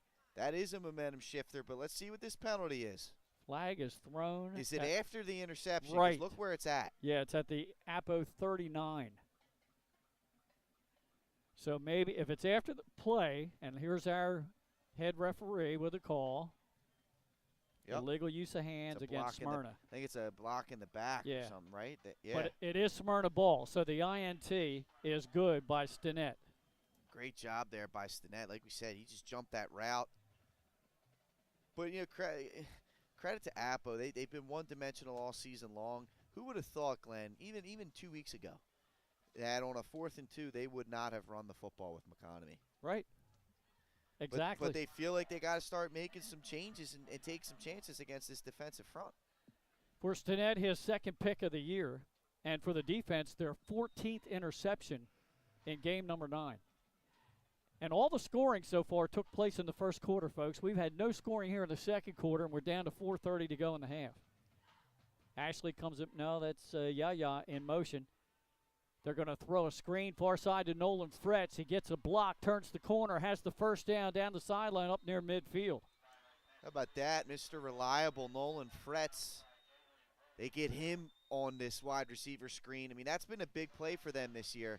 They'll bring the motion. They'll fake the run RPO style. They'll get blockers downfield, and they'll hit the slot receiver, the tightest of the slot receivers on the trip side, in the flat on the negative side of the line of scrimmage, and set him up pretty much wide receiver screen. 21-yard pickup. First time we've called Fretz's name tonight. His first reception in the game. The receivers are stacked top and bottom. Right back to throw. Pressure's coming. He steps up in the pocket. He lets it go at the last second, and it's incomplete. And it looked like pretty good coverage there by Gavin Tucker. It was, and I'll tell you what, it's a dangerous throw. Tried to force that in there tonight, and Tucker, he nearly did return the favor. He nearly jumped in and intercepted it. Just fell right through his hands. Linebacker turned strong safety. Yep. Second down and 10. 4:12 to go in the half. Right. Hands it off to Holman.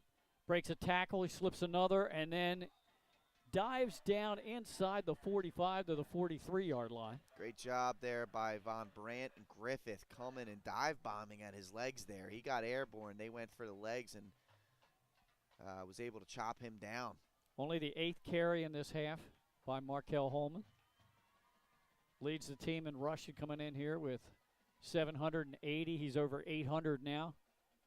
He did that on one carry for a touchdown. He got 21 yards on the opening score for him. Yeah. Trips to the top, lone receiver to the bottom is Fretz. Back to pass, the fake to Holman, throws it off the back foot, deflected and incomplete. And a good job down there by Dylan Griffin. Again, that's a dangerous throw. Griffith, who led the state in interceptions last year, he just lofted that one up in the air. I get it, you're throwing for a night, you're trying to get him to run under it, but you know your personnel, right? KYP, Griffith is an elite ball hawk. You leave that ball in the air for too long, he nearly came over and slipped that one away. 4th down and 5 coming up here for the Eagles. We're down to 3:24 left in this first half. 22-6. Another chance to get a big stop for Appo. Yeah, still plenty of time for somebody to score here. Pressure's coming right, outlet pass to tackle. Guay, but a good one-on-one tackle is made shy of the first down. That's number 7 in there. Jalen Brunton Brown. Yeah. What a job. I mean, that throw was set up to try and get Guay some yards after the catch. And that's a heck of an open field tackle there by Brown. He just came up and took the legs out. And again, Appo, another stop, Glenn. Another stop. 2 consecutive. And like I say, it gives them plenty of time here to put some more points on the board. And a short field. Yeah, they're at their own 43 with 3:17 to go in the half. So the interception doesn't hurt them. And that penalty was huge, Glenn. Yeah. Because instead of having a ball in the red zone, they had to drive down the field. 2 receivers top and bottom of your screen. Pump fake, throws it down the sideline, gets it, his man complete, down at the 20, the 10, the 5, touchdown, Noah Hoff, his second of the game. Again on the pump fake, it drew the defense up, And the safety there, Chris Galban, was late coming over. It's a beautiful ball placement by Greg Nielsen. He put that ball in the perfect spot for Hoff to run underneath, and Hoff did a great job too of then getting to the middle of the field so that angle is even harder to chase him down. What a job, Glenn. And Appo all of a sudden here, we got ourselves a ball game. We do. Glenn. Things have turned around dramatically here in this second quarter. Now will Appo go for 2 and try to make up for that missed point after? I would. It gets you to a one-possession game. Right now it's 22-12.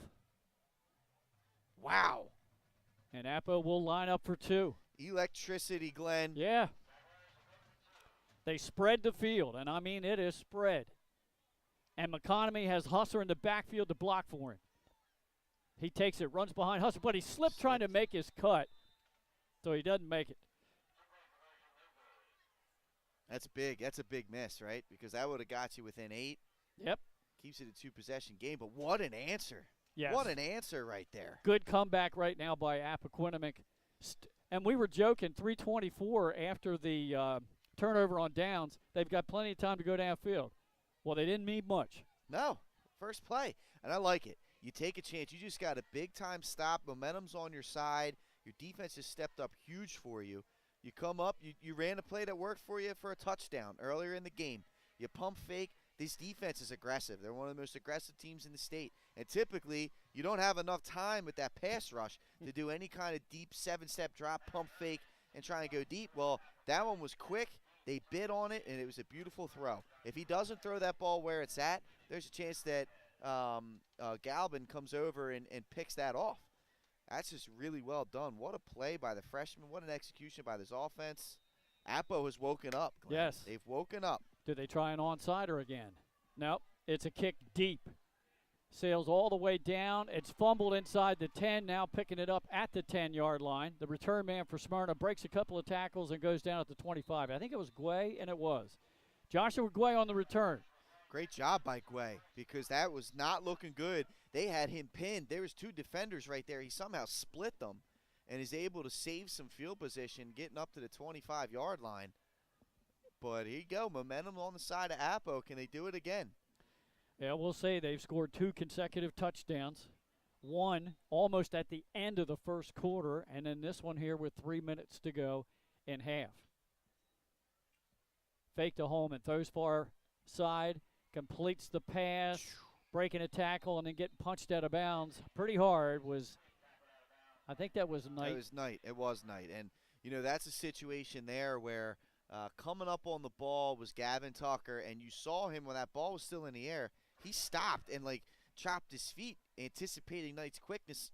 That's one where you got to run through him before he sees you. You can't allow him to get to identify you and be able to make a shifty move. Run through him on that play. That pass went for 11 yards and a first down. Little flip to the near side. It's Knight again trying to get him loose, and he breaks a tackle and he breaks another, and you can forget it. Momentum has changed again with a Ymir Knight touchdown. I think that was 70 yards, 70, let's say it was a 38. It's a 62. Unbelievable. 62-yard catch and run. Well, there it is. I mean, he's a tough guy. He's a load to bring down, and they got him the ball in space, and that defense was just not fast enough to get an angle. That he took contact, but he's so thick. I mean, you're going to have to drive through him to bring him down. And he's so fast that you got to have a perfect angle in order to get to him. They didn't have either of those. And, I mean, good luck. Good luck in that situation, bringing down number 8. That extends Smyrna's lead out to 28-12, pending the 2-point try, which they've been unsuccessful on the last 2 attempts. 2:38 to go in the half. Markel Holman takes a direct snap, cuts it outside, and then right up the middle and leaps over a defender to get in the end zone. Timeout on the field with 2:38 to go in a half. It's now 30-12 in favor of Smyrna. We'll be right back after this on Delaware Live, powered by 302 Sports. Welcome to Premier Physical Therapy and Sports Performance. We're a locally owned outpatient physical therapy practice with convenient locations in all 3 counties in Delaware. At Premier, we have experienced physical therapists with advanced credentials, but their hospitality, passion, and enthusiasm is what makes the difference for you. Find our convenient locations at premierptsp.com. You may have tried physical therapy. But have you tried Premier? Back here at Appo High on senior night, it's homecoming. Festivities coming up at halftime, which we are 2:38 away from. After 2 straight scores by Appo, Smyrna gets a catch and run of 62 yards by Ymir Knight. Holman ran in the 2-point try, and it's now 30-12 in favor of the Eagles. Last update we had was Middletown leading Sussex Central now 21-10. And that's still in the first half. 3 minutes to go. That is still accurate, Glenn. Here's the kickoff by Joshua Michael downfield, taking it the 19-yard line. Coming up the sidelines, making a good cut, and then stepping out at the 45 on the return. Number 19, Griffith, the sophomore. Great job by Griffith. Again, here you go. Appo has another opportunity. You got to keep pace now. Yeah. You got to try and keep pace. The short field here is definitely going to help them a little bit. They've been pretty effective the last 3 times they've had the football. So far, we've gotten one update from that Salesianum game, and it's 3-0. That was a half hour ago. So. Oh, okay, you're right. 3-0. Yep. And the only other update, all the scoring taking place down in Georgetown at the Castle. Yeah. There's other scores. We'll get to them at halftime, Glenn. Grab them for you at the half. Those were 2 ones that definitely have playoff implications up here in this class. Yep. It's all about the seeding. Yep. Nielsen, 2-step drop and then penalty flag before the play really gets underway. So I think we got a 5-yarder. Legal motion against Appo. Sounds like. That's what it is. Heard that from the great public address announcer John Busby here at Appoquinimink, Glenn.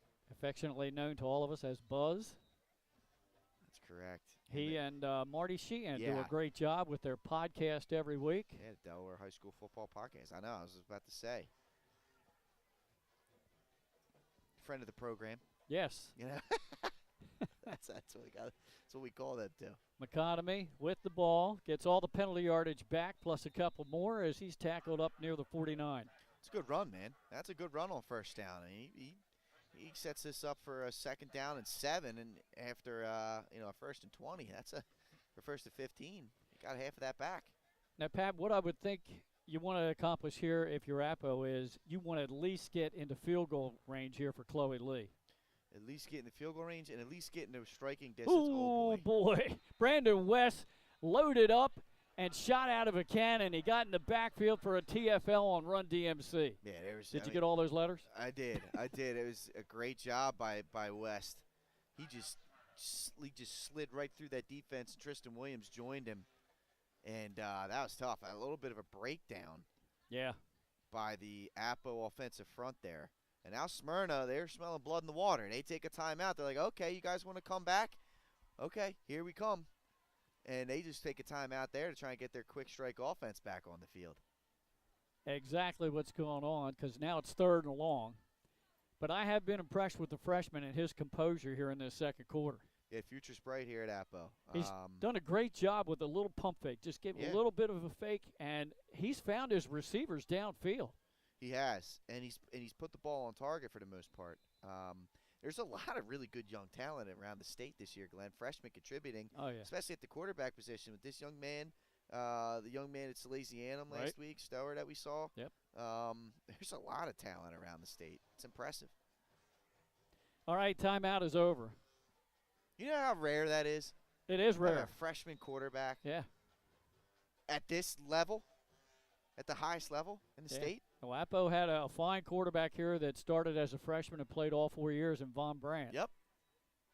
Back to pass. Nielsen, he's got time. Good job by the offensive line. And he connects in Smyrna's territory out of bounds at the 48-yard line. That's a great throw. Great read on the flood route. He hit the middle man, which was Griffith. And I'll tell you what, Griffith, good hands catch because he had a legit Corey Williams coming in and trying to knock that ball away. And he was able to keep his concentration and hold on to that football. That was great coverage by Smyrna, just a better throw and catch. It sets up 4th down and about 5. In Smyrna territory at the Eagle 48-yard line. 2 receivers top and bottom of your screen. McConomy behind Nielsen, who's back to pass. throws and finds his receiver open for a first down at the Smyrna 41-yard line, and that's Griffith again. He just runs the route, stops, and finds a hole in the zone. And that's all you got to do against his own defense. That's all you got to do. And I tell you what, Nielsen, he's getting more and more confidence as this game is going on. That's just great job reading the defense, not panicking, finding the open area. And good blocking by the front that time to give him time. Griffith in motion to the top of your screen. Draw play, and Smyrna has none of it. Nate Chandler's in there on the stop. Wow. And who else? Somebody coming up off the ground now. Charles Gar. Yep. Those two level him for a TFL. Timeout, Smyrna. But yeah, I mean, they figured the draw play out. They're just like, we're just gonna barrel through you guys, and run into McConomy in the backfield. They have shut that down the last 2 times, but what they have not shut down is the passing game.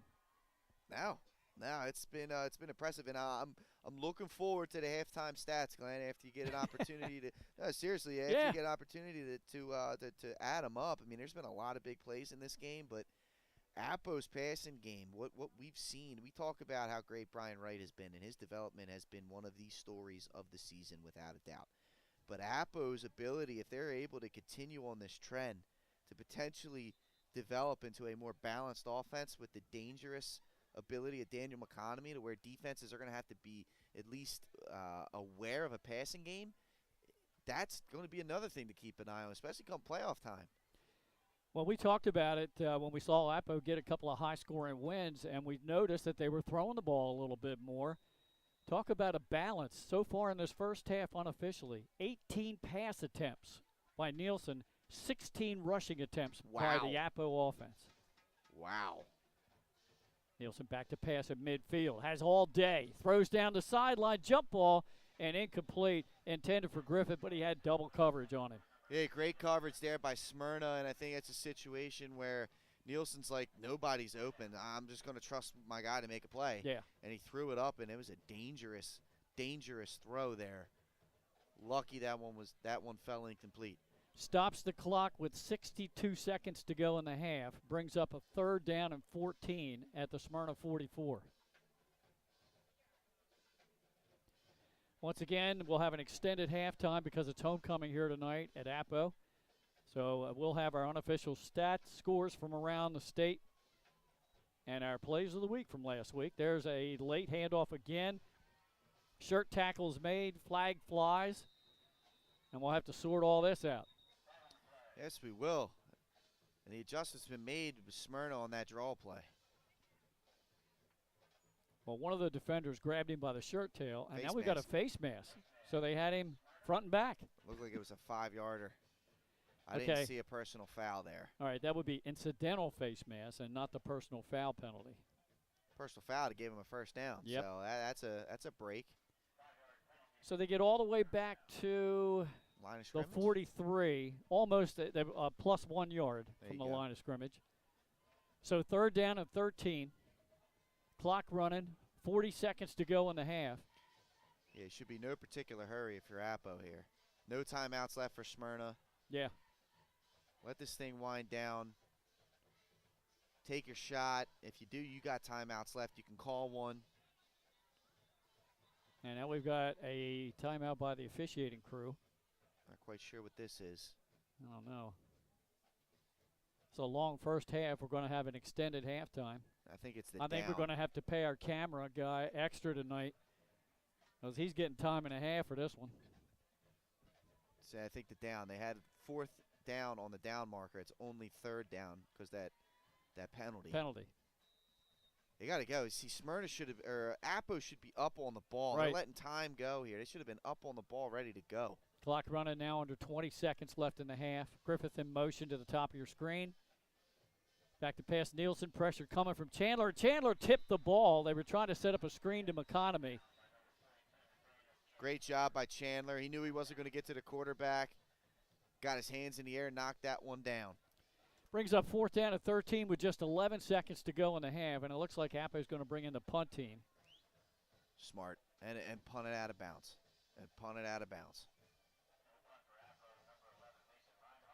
You see, we're setting the screen up. Yeah. And honestly, Smyrna had it covered up. I mean, you saw Driver out here. He was ready to swallow up McConomy. I like the play call, but Smyrna was prepared. That's a well-coached unit out there on the defensive side of the football. Mason Reinhardt into punt.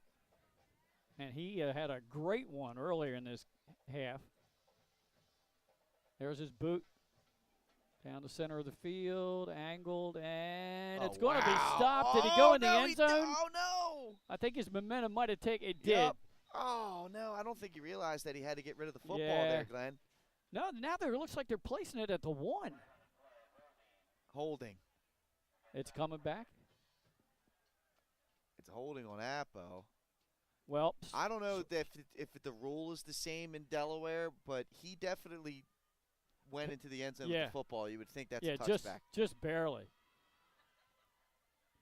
But now if this is a penalty that Smyrna can refuse, I would think they would refuse it, even if the ball's down at the 1. Because all they're going to do is bring the earthquake in, and we've seen them at the 1-yard line before. That's what I'm saying, exactly. Yeah, put your offense out there. Don't make them punt it again. Because then you're not getting anything. Then they're just going to punt it out of bounds. Penalty declined as it should be. We're under 2 seconds to go. And it is a touchback. It is a touchback. Ball's at the 20. So ball at the 20.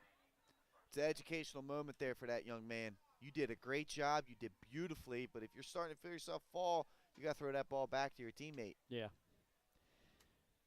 After 4 touchdowns in the first quarter, 1 by each team here in the second, we have time for 1 play barring a penalty. Less than 2 seconds to go.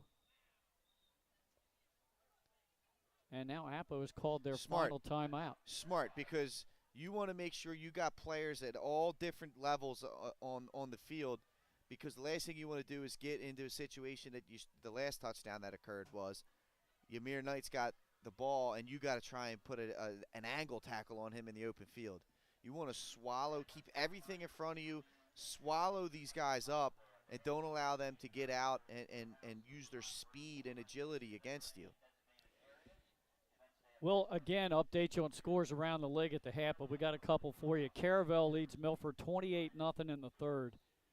They're good. The Buccaneers of Caravel, they are a dangerous team to keep an eye on. And Lake Forest bouncing back big time after that shutout loss to Caravel a couple of weeks ago, a game we did. They annihilated Woodbridge last week, and they're leading Delmar 34-7. Wow. Salesianum leads Dover 6-0 at the half. 2 field goals by Collins. Here's the give right up the middle. It's Markel Holman. Cuts to the outside and goes out of bounds across the 40. So he's going to gain about 22 yards on the final play of the first half.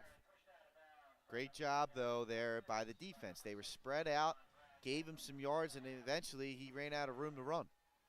All right, Pat, that brings us to the end of the first half here at Appo High. The score, Smyrna 30. The Jaguars 12.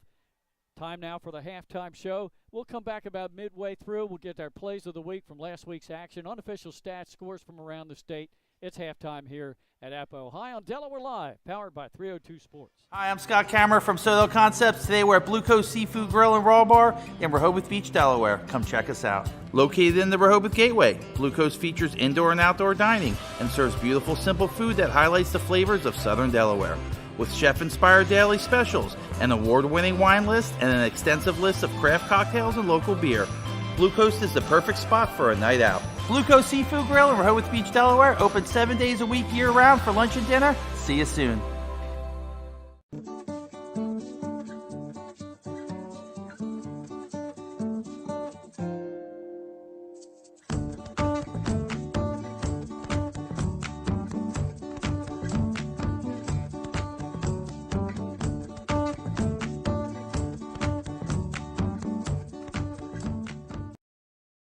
I would always pass by Ferris on Kirkwood Highway, so I knew that they existed. We stopped in the showroom. We just clicked, like from day one. They did a total kitchen renovation for us. Ferris was so organized. They were on top of everything from day one. Always here when they said they would be, always on time, kept to the schedule. The level of comfort speaking to everyone that works at Ferris, they were just super friendly, easy to talk to. It was like they were friends, not people coming to work on our kitchen. The room is totally transformed from what it used to look like. To have all this seating now and the big table, the bench seats, it's great. I love coming home and just walking through the laundry room into the kitchen every day. It was just a great experience. We love Ferris. Welcome to Premier Physical Therapy and Sports Performance. We're a locally owned outpatient physical therapy practice with convenient locations in all 3 counties in Delaware. At Premier, we have experienced physical therapists with advanced credentials, but their hospitality, passion, and enthusiasm is what makes the difference for you. Find our convenient locations at premierptsp.com. You may have tried physical therapy, But have you tried Premier? Hi, I'm Scott Kammerer from Soto Concepts. Today we're at Fish On in the Villages of 5 Points. Come check us out. Fish On is committed to serving beautiful, simple coastal cuisine in a cool atmosphere with a happening bar, spacious dining room, and outside patio. Popular dishes include the seafood stew and fresh oysters from the raw bar. Fish On's recently renovated event room and is the perfect spot for your next event. Fish On in Lewis in the Villages of 5 Points, open 7 days a week, best happy hour around. See you soon.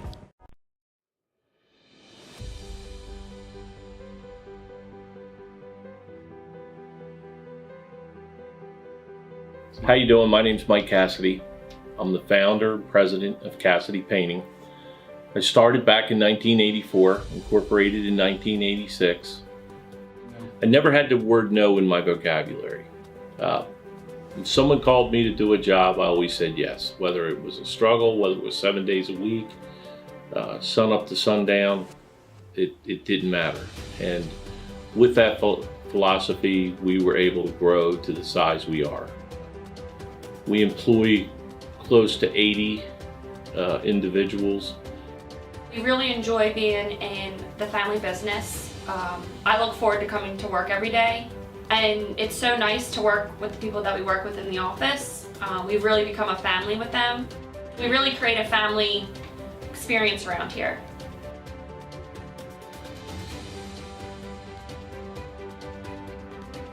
And Cassidy Painting is a very diversified company.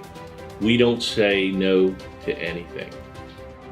We deal with everything from epoxy floors to painting buildings to spray foam insulation, spray fireproofing. If it deals with a coating, we can handle it. So when our customers call and they're under the gun and they know the need to get a job done, they know who to call because we perform. We've always been performed. We've never been replaced out of 37 years of business. For any of your painting needs, we can handle it.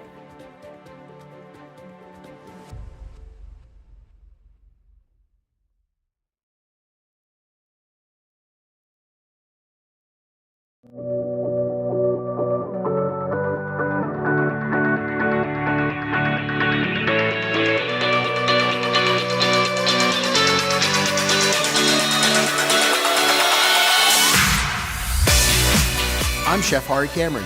At Grandpa Mac, pasta's our thing. We serve quality food fast that's not fast food. We make everything in-house and serve something for everyone. We're open 7 days a week for lunch and dinner. Follow the noodle to Grandpa Mac. The things that matter most happen right in our own backyard. Our neighbors, our schools, the places we go, and the people we know. And now there's one news outlet where our story is told. Delaware Live. Locally owned community-based news. Free to every reader because Delaware's future belongs to all of us. Quality journalism we can trust to help us take on the day. Delaware Live.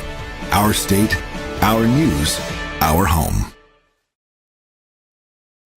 Get the assurance that your HVAC system is what you need with Ambience. Ambience provides you with over 25 years of experience in the heating, cooling, and plumbing industry. The team at Ambience Heating and Air Conditioning provides high-quality residential HVAC installations, maintenance, and repairs in new and older homes in the Delaware, Maryland, Pennsylvania tri-state area. You may not realize it, but half of your energy costs go to heating and cooling. Make sure your energy dollars count and call us today for a free estimate. 302-239-HVAC. 302-239-4822. Melissa Ellis is part of 4 Acre Realty Company. She is licensed in both Delaware and Pennsylvania. Melissa knows that being personable and patient is a key to her success as a realtor. Helping both buyers and sellers understand current market values and conditions puts them in the best position when making an offer or pricing a home for sale. That kind of high-level professional communication and her skill at being a team player put Melissa's clients at ease, knowing she has their best interests at heart. Melissa is also an athlete herself, playing multiple sports so she understands what teamwork means. She is still involved in sports, whether it's sponsoring, coaching, or being team mom for her own 2 daughters' teams. What sets her apart is how grateful Melissa is for the trust of her clients. She never takes that trust for granted. She affords all people respect and honesty and works hard to be the support system clients need and deserve. Melissa Ellis, strong connections, strong service. High school athletics is not what it used to be. The sporting goods industry has been disrupted, adding to coach and athletic director daily challenges. BSN Sports stands ready to change the fundamentals of our industry, giving our customers the advantages they need right now.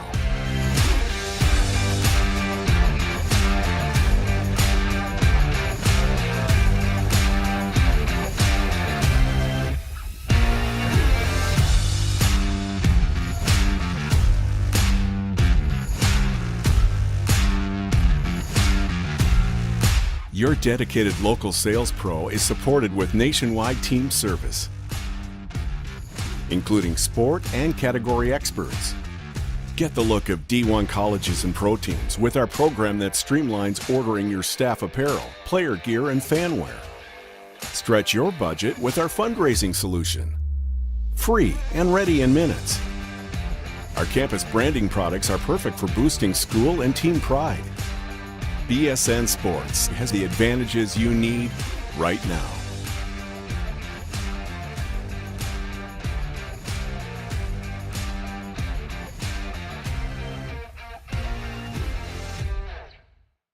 Hi, I'm Scott Kammerer from Soto Concepts. Today we're at Matt's Fish Camp in Fenwick Island, Delaware. Come check us out. Matt's Fish Camp features seafood classics, coastal comfort food, and chef-driven specials that pair perfectly with our large selection of craft ales, curated wine list, and camp cocktails. Matt's offers indoor and outdoor dining and is the perfect place to have dinner with your family, happy hour with friends, or enjoy lunch at the Raw Bar. Matt's Fish Camp in Fenwick Island, Delaware, open 7 days a week year-round. See you soon. High Five Hospitality, founded in 2004 when 3 guys teamed up to introduce the Buffalo Wild Wings franchise to Delaware. To date, they operate 8 Buffalo Wild Wings in Delaware and Maryland. Also the Stone Balloon and Limestone Barbecue. And let's not forget Expectation and 5 Jersey Mikes throughout Delaware. High Five Hospitality's mission is to operate 5 brands that serve high-quality products with exceptional hospitality. Barkley Heating and Air. Barkley's can work on all brands specializing in air conditioners, gas, oil, and heat pumps. Family owned and operated with over 17 years of experience. Licensed, insured, and a multiple-year first state favorites winner. Barkley Heating and Air offers 24-hour emergency service with service plans available. Customer satisfaction guaranteed. Call 302-653-5971 for a free estimate today. John and Ginger Barkley are looking forward to serving the community. Find them on the web at barkleyheatingandair.com. Hi, I'm Scott Kammerer from Soto Concepts. Today we're at Lupo Italian Kitchen in downtown Rehoboth Beach. Come check us out. Located inside the Hotel Rehoboth, Lupo serves coastal Italian cuisine with fresh pasta made in-house daily. Lupo features plenty of unique craft cocktails and an extensive award-winning all-Italian wine list. Popular dishes include lobster bucatini, veal meatballs, grilled swordfish, and eggplant parmesan. Lupo Italian Kitchen on Rehoboth Avenue, serving happy hour daily and dinner 7 days a week. See you soon. Your home, your community. It's not just where you live, it's where you belong. At Dover Federal Credit Union, we understand what it means to be local. We started here, and we're not going anywhere. We're as local as it gets, and we like it that way. We're not just a financial institution. We are the local credit union that you can trust. Local people, local decisions. Dover Federal Credit Union. Hi, I'm Scott Kammerer from Soto Concepts. Today we're at Blue Coast Seafood Grill and Raw Bar in Rehoboth Beach, Delaware. Come check us out. Located in the Rehoboth Gateway, Blue Coast features indoor and outdoor dining and serves beautiful, simple food that highlights the flavors of Southern Delaware. With chef-inspired daily specials, an award-winning wine list, and an extensive list of craft cocktails and local beer, Blue Coast is the perfect spot for a night out. Blue Coast Seafood Grill in Rehoboth Beach, Delaware, open 7 days a week year-round for lunch and dinner. See you soon.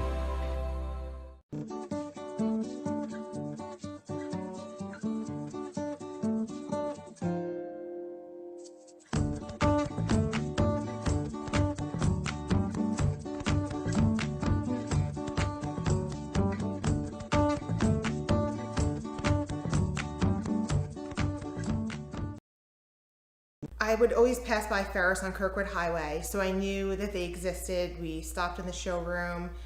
We just clicked, like from day one. They did a total kitchen renovation for us. Ferris was so organized. They were on top of everything from day one. Always here when they said they would be, always on time, kept to the schedule. The level of comfort speaking to everyone that works at Ferris, they were just super friendly, easy to talk to. It was like they were friends, not, people coming to work on our kitchen. The room is totally transformed from what it used to look like. To have all this seating now and the big table, the bench seats, it's great. I love coming home and just walking through the laundry room into the kitchen every day. It was just a great experience. We love Ferris. Welcome to Premier Physical Therapy and Sports Performance. We're a locally owned outpatient physical therapy practice with convenient locations in all 3 counties in Delaware.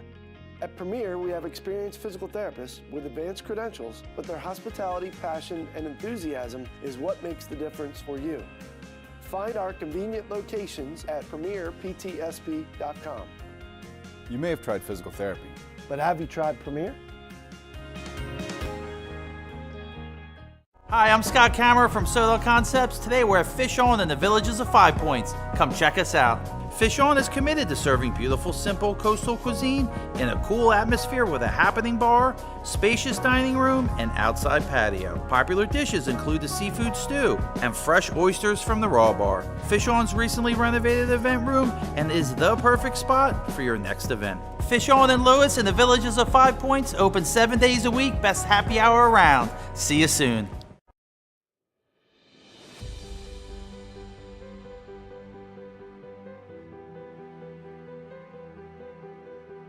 How you doing? My name's Mike Cassidy.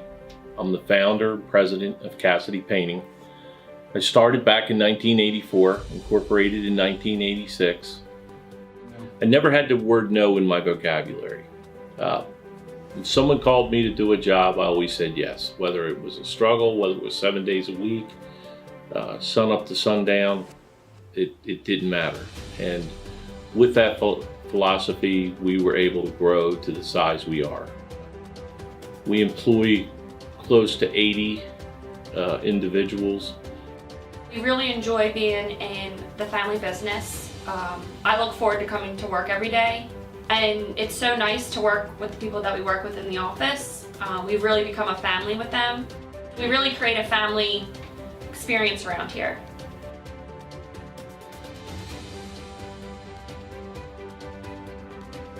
And Cassidy Painting is a very diversified company. We don't say no to anything. We deal with everything from epoxy floors to painting buildings to spray foam insulation, spray fireproofing. If it deals with a coating, we can handle it. So when our customers call and they're under the gun and they know the need to get a job done, they know who to call because we perform. We've always been performed. We've never been replaced out of 37 years of business. For any of your painting needs, we can handle it.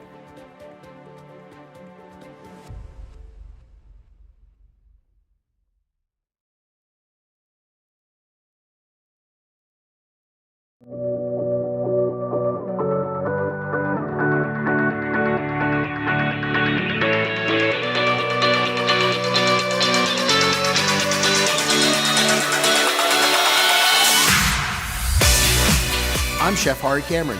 At Grandpa Mac, Pasta's our thing. We serve quality food fast that's not fast food. We make everything in-house and serve something for everyone. We're open 7 days a week for lunch and dinner. Follow the noodle to Grandpa Mac. We're back here at halftime. Glenn Fraser alongside Pat Gariantes. Nick Alessandrini on camera as he is focused in now on halftime festivities and the home team, Appoquinimink Jaguar Marching Band. Both bands here tonight, Smyrna and Appo, doing a great job. Let's get you up to date on some scores, and then we'll throw some stats your way. At the half, Redline Christian 16, Woodbridge 8. The winner of that game is in the playoffs. The loser is out. Salesianum leads Dover 6-0 at the half on the strength of 2 field goals by James Collins, and both field goals came from Dover turnovers. Lake Forest 34-7 leading Delmar in the second quarter. Caravel in the third quarter shutting out Milford 28-0, and Middletown with a 21-10 halftime lead at Sussex Central. All right, let's take a look at the numbers. Pretty good balance on both sides, pass and rushing, and you'll see that reflective now with the team numbers, Pat. Yeah, you take a look at it here. Look at this. I mean, it's been, first of all, impressive for Appo to put up 216 total yards against Smyrna in first half. Yeah. 96 of those on the ground, but the shocker is the 120 through the air, Glenn. You talked about them developing a passing game and how that has helped them in recent success. It's continued here today. Then you take a look over at Smyrna. 83 yards on the ground. We've come to expect that between Knight and Holman. But again, the development of Brian Wright has continued to prove dividends. 288 yards through the air in the first half, and I believe 3 touchdown passes. That's right. It's tremendous what he's been able to do. 371 total yards for the Smyrna Eagles at the half. That's why they lead 30-12. It's reflective of what we're seeing on the score. Take a look at the individual numbers. Markel Holman, 9 carries, 83 yards, and, of course, he had a 21-yard touchdown run for the Eagles. And 12 for 20 passing, as we already alluded to, for Brian Wright. 288 yards, 3 touchdowns, total of 371 yards offensively for Smyrna in the first half. Let's take a look at Appo's individual numbers. Nielsen has carried once for 2 yards. McConomy, 17 carries for 94 yards. Nielsen has completed half of his pass attempts. He's 9 of 18 for 120 yards, 2 touchdowns, and he threw that 1 interception. 216 total yards to 371. And that's what the stats look like unofficially from us here in the first half. Appo will get the ball to start the third quarter. All the scoring almost was done in the first quarter. Smyrna scoring on a 69-yard pass from Wright to Ymir Knight. Holman's run made it 8-0 on the first play from scrimmage. Next time Smyrna got the ball, 21 yards run by Markel Holman. Ymir Knight's run made it 16-0. And as Pat mentioned in the second quarter, we were talking about it, we were barely 3 minutes into the ball game. 3 minutes after that, Smyrna scores again. 34-yard touchdown pass from Wright to Josh Guay. The run failed, and that made it 22-0. It looked like, okay, the route is on, but Appo woke up. They put together a really nice drive, used some play-action passing, some pump fakes. They mixed in some draw plays, and it resulted in a 9-yard touchdown pass from Nielsen to Noah Hoff. And that was on a 4th down and 5 play. That got Appo their first points of the game. The kick failed because of a little misstep there between the snapper and the holder. So that made it 22-6 right at the end of the first quarter. Then Appo scores late in the second quarter on a 50-yard touchdown pass from Nielsen to Hoff again. The run failed. That made it 22-12, and hey, we got a ball game. But no, Smyrna came right back. They hit the big play again. 62-yard touchdown pass and run. A little toss out in the flat, and Ymir Knight with the yak. Yak, yards after catch. Love it. He goes 62 for the score. Holman's run, and that left our halftime score at 30-12. So really the difference in the game so far, I think, Pat, you can let me know what your feelings are, but it's the ability of Smyrna's playmakers to make a play after a catch, because they've had 3 long pass plays, and it's really not been long passes. It's been short passes and then yards after catch. Yeah, the first 2 touchdowns definitely it's one-on-one. They did a great job of getting the safety help to roll away from where the throw went, and then you looked at great breakaway speed early in that one, and then you look at the touchdown, this last one to Ymir Knight. You got him the ball at the line of scrimmage practically, and he just turned on the Jets, broke a couple tackles, and he's gone. So you are exactly right. The speed of these Smyrna players, and then you combine the strength of a Ymir Knight on his run. They are a tough bunch to bring down. It's a dynamic offense now, and Appo's got their hands full. And Appo hasn't necessarily played awful in this game, like you alluded to, Glenn. And they still find themselves down by 3 scores. So I'm looking forward to the second half. Adjustments are going to have to be made. I love that Appo's gotten a little more balanced offensively. I think it'll make them dangerous, at least early in the playoffs, once we get there. We'll see if they can come out and throw another punch at Smyrna to start the second half off and try and make this thing a game again. Okay, we're going to step aside to throw it back for some more commercials before we get started here in the third quarter. And did we do plays? Okay, we're going to show you the plays from last week. These are our top plays. We'll do that, and then we'll come back for the kickoff to start the second half.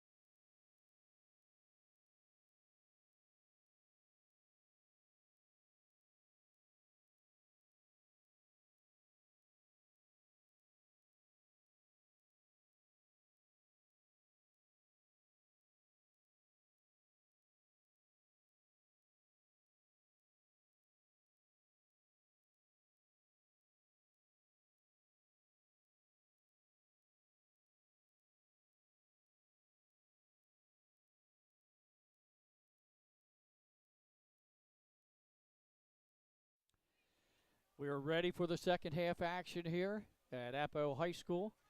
30-12, Smyrna on top. Appo will get the ball to start the second half. We've got a couple score updates for you. Middletown has scored again. They now lead Sussex Central 28-10 in the midway through the third. Caravelle has a running clock going against Milford, up 42-0. Also running clock, Lake Forest leading Delmar 42-7 in the second half. Oh, Glenn, let's see what we can do here in this one. Like I said, Appo gets the ball first, so if they can put a decent drive together. While we were doing all those stats, well, here's Michael kickoff. Down deep, taken inside the 15-yard line. Getting spun around again, still on his feet and up to the 30. Nice return. See as they unpile. And that was Dylan Griffith on the return. So Appo with pretty good field position to start their first drive of the second half. And let's see what they do. It's a new half. You know, the running game kind of got stuffed there on that last possession of the first half. Are they going to try to reestablish McConomy here, maybe with some, you know, stretch runs and let him get going instead of the draw plays? Or do they go with the passing game that they've found recent success with? Time to tell. I think you can go back to being balanced again, though. All right, we shall see as they come up to the line of scrimmage.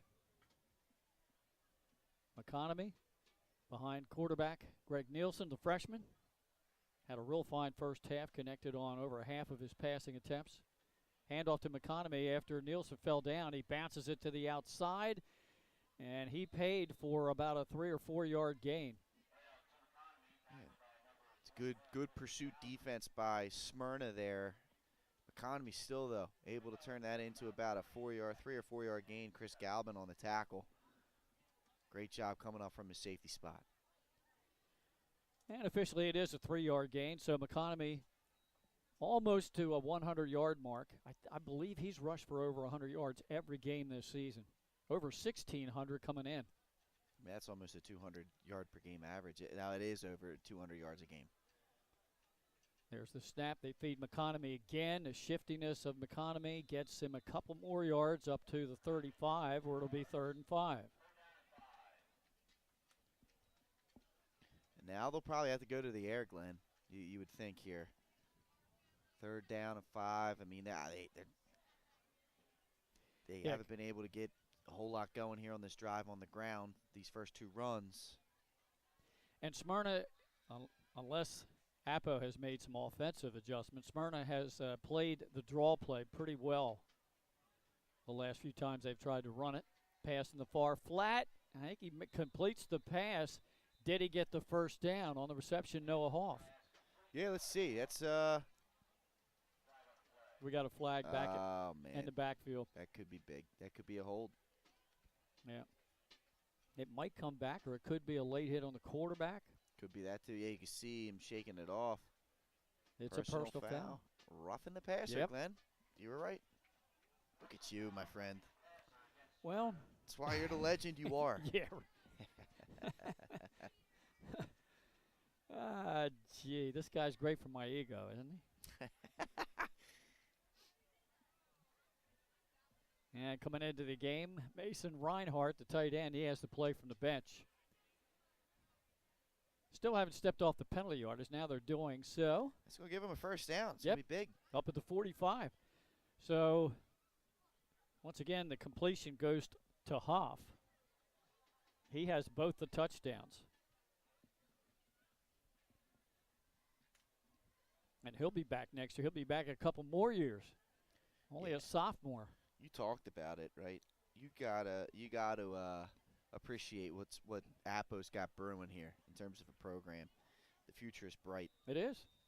I met his mother downstairs when I went down at halftime, and she was responsible for getting us a couple bottles of water. Teaches over at is with the Silver Lake Elementary building over there. It's definitely appreciated. Nice pass. Good catch down at the Smyrna 30. And I think we just mentioned his name. Boy, Mom's loving this tonight. What a job. Hoff all the way down at the 19 of Smyrna. You can see they just flooded that zone, and someone had fallen down, and Hoff ends up being wide open, picking up big-time chunky yardage there. This is exactly what Appo needed to do. Now they took advantage of the penalty yardage. You go down here, you score, this is a whole new ball game. How about 35 yards on that pass connection? That young freshman is growing up right in front of us. Guess he is. Nielsen. And there's another penalty flag. I believe this is going to be a procedure. It's going to go against Appo. Because that play really didn't get underway before the flag was thrown by the linesman. Yeah, they determined an advantage was gained, Glenn. Yeah. Once again, next week, Appo will go up to Abyssinia and take on Salesianum in a very important ball game. It will decide who's going to win District 1 in Class 3A. If Salesianum wins, they're the champs. But if Appo should win, there'll be a three-way tie for first with Salesianum, Appo, and Middletown. Then when they go to a bunch of tiebreakers. How fun those end up being. Trips to the far side, pressure's coming, and it looked like he kind of bobbled the snap, which threw the timing off, and the first sack of the night. And there it is. It's West, Brandon West, the all-time sacks leader at Smyrna, coming up with his 9th sack of the season. And there were several Eagles there that could have lended a hand, but BW didn't need it. B-Dubs got it done, man. Did we just give him a nickname too now? I think. B-Dubs? Nickname. He should join us Wednesday night for our weekly show. B-Dubs at B-Dubs. Right. Sorry, Brandon, if you hate it, at me on Twitter. Yeah, right. Or at Twitter, Phil, do it, whatever floats your boat. Griffith in motion near side. Plenty of time now rolling near side is Nielsen. He throws sideline, completes it to Griffith, who came back to the ball, and he's tackled down near the 20. Nice work. Great job by the freshman. Wonderful job by the freshman. Keeping the play alive, keeping his eyes downfield, and delivering a ball with great velocity. Right on target. Nice catchable football there for Griffith, and getting a big chunk yardage there. He got all the penalty yardage back. Still 3rd and long, though. Down near the red zone. Trips to the top of your screen. They give it off to McConomy. And he barrels down inside the 20 to the 19, so it's going to be 4th down. A little too far for Chloe Lee, I think, here. So that's 4-down territory. Well, look for Nielsen to throw that little shoulder fake and try to find one of his receivers open. Will they be able to do it a 3rd time? We'll see. Can they go to the well for a 3rd time on the pump and go, Glenn? His favorite targets have been Noah Hoff and Dylan Griffith. Now let's see what happens. McConomy behind Nielsen. Nielsen back to pass. Good blocking up front. Now he has to roll away from it. West was chasing him into the end zone and in and out of the hands of the receiver. Incomplete. I like it. He rolled out there. He made it. He put the ball up, allowed his guy to go make a play, and Griffith nearly came down with it. There was contact there. The officials determined that that was not a penalty, but I like it. There was a chance that it could have been. Don't take a sack. Don't run for a 3-yard gain on 4th and 10. Right. Put the ball up in the air and see what happens. Turnover on downs. Eagles have the ball. 8:38 to go here in this 3rd quarter. Leading 30-12. See if this defense can make a statement. This offense has been good tonight. Hand off to Holman. Started up middle. Cuts it to the outside. Wow. Cuts again on a dime. He's up to the 40. He's at midfield. Running downfield at the 30. And out of bounds inside the Appo 25-yard line. Wow. Again, the pain train. Markel Holman, at the size that he is, should not be able to cut on a dime the way that he did. He left the safety, Gavin Tucker, in just a complete disadvantage. Which way are you going? He had him spinning every which way. I mean, that's just what a cut in the open field. And then turned on the burners. Nice touchdown-saving tackle by Dylan Griffith, but big-time play. 66 yards on the carry. Right, looked left, goes back right, and completes the pass to Nolan Fretz, who outleapt the defender for the score. What a ball. What a ball there by Brian Wright. Puts it up, beautifully positioned, and Fretz goes up and makes a heck of a play on the football for the touchdown. What a connection. That's only Nolan's 2nd touchdown receiving of the season. but they have so many weapons. He's had so many options to throw, and that was just good coverage by number 7, who is Jalen Broyton Brown. He had good coverage. Fretz just went up over top of him and got it. Yeah, that's just it's good coverage, better throw, better catch. It's just simple as that. Brian Wright, 4th touchdown pass of the game, Glenn. I think that's a new season high. Yeah, you may be right. 2-point try coming up. Ymir Knight, Markel Holman in the backfield. Knight takes it, cuts back up the middle, and he's in there for the 2-point try. Timeout on the field. It's now 38-12 midway through the third quarter here. Smyrna on top, and we'll be back after this on Delaware Live, powered by 302 Sports.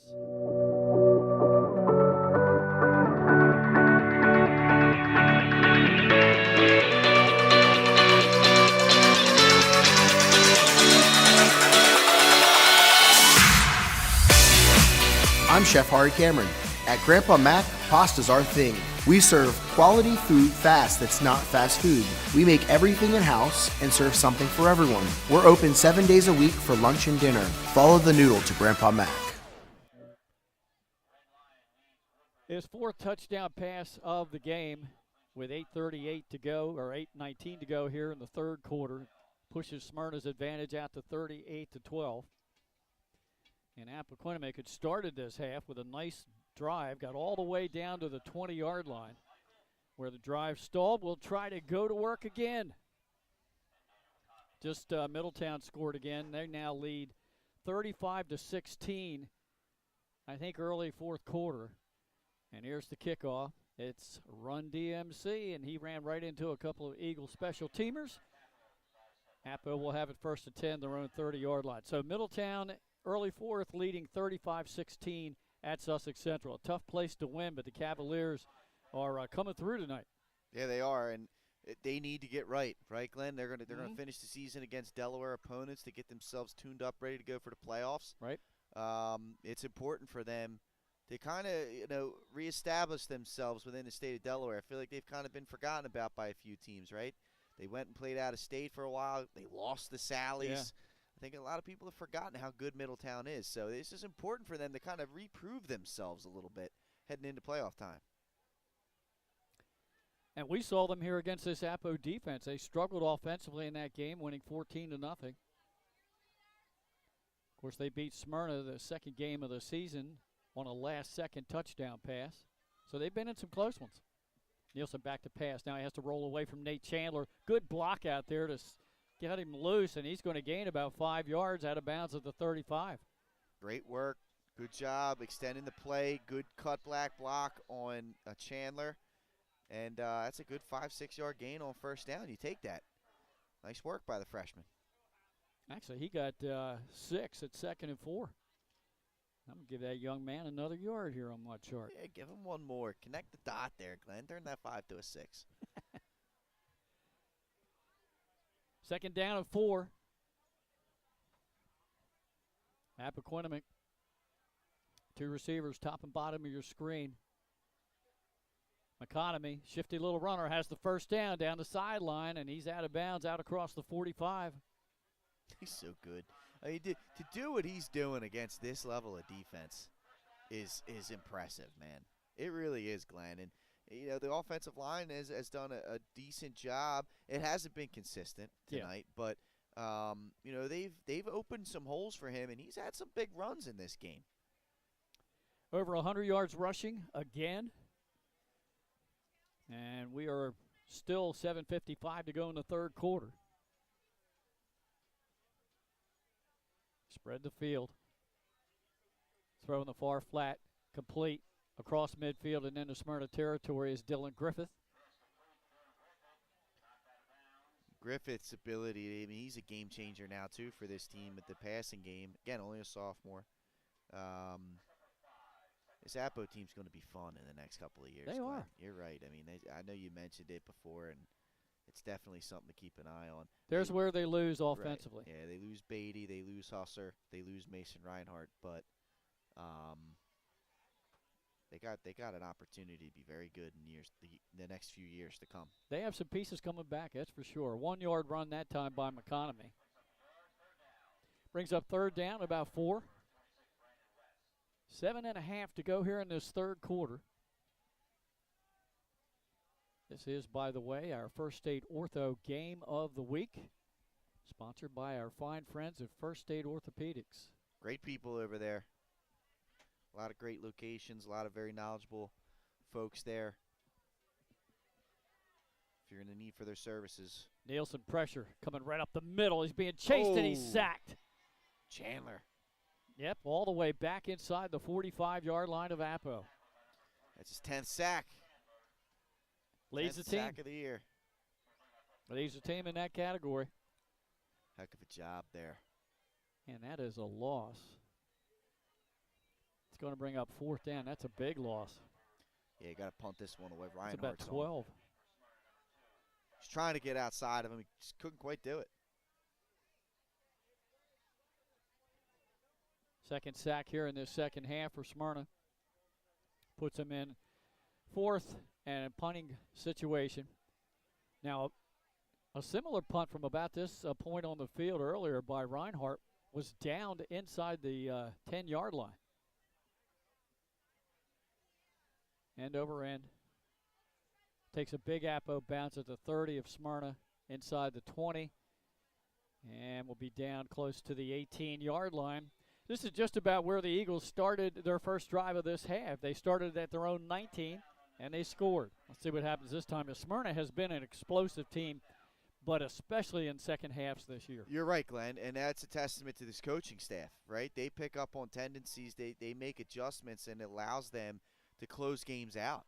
And they make adjustments on the defensive side of the football, too. Whenever they've given up points here in the few games that we've done here recently, it's been first half points, and then they lock all windows and doors the remaining the remaining part of the game.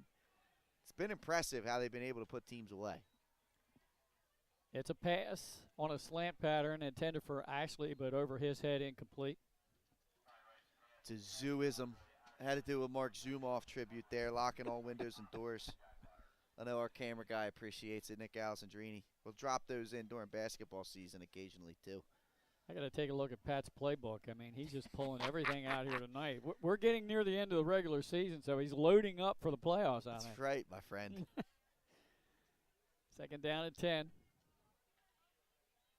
Right with the RPO. This time he hands off to Holman. He started left. He goes right. He comes back to the left. And all of that is going to gain about 2 yards. Great job defensively right there by that unit for Appo. Coming up, making a play. That's Brown again, number 7, and Cameron Porter coming up to make that tackle, not being fooled by the shiftiness of Markel Holman. So third down and long for the Eagles. They're back near their own 20-yard line. Oh, right with that hard cadence. Almost drew Appo off again, but they got back. Lucky to get back. Yeah.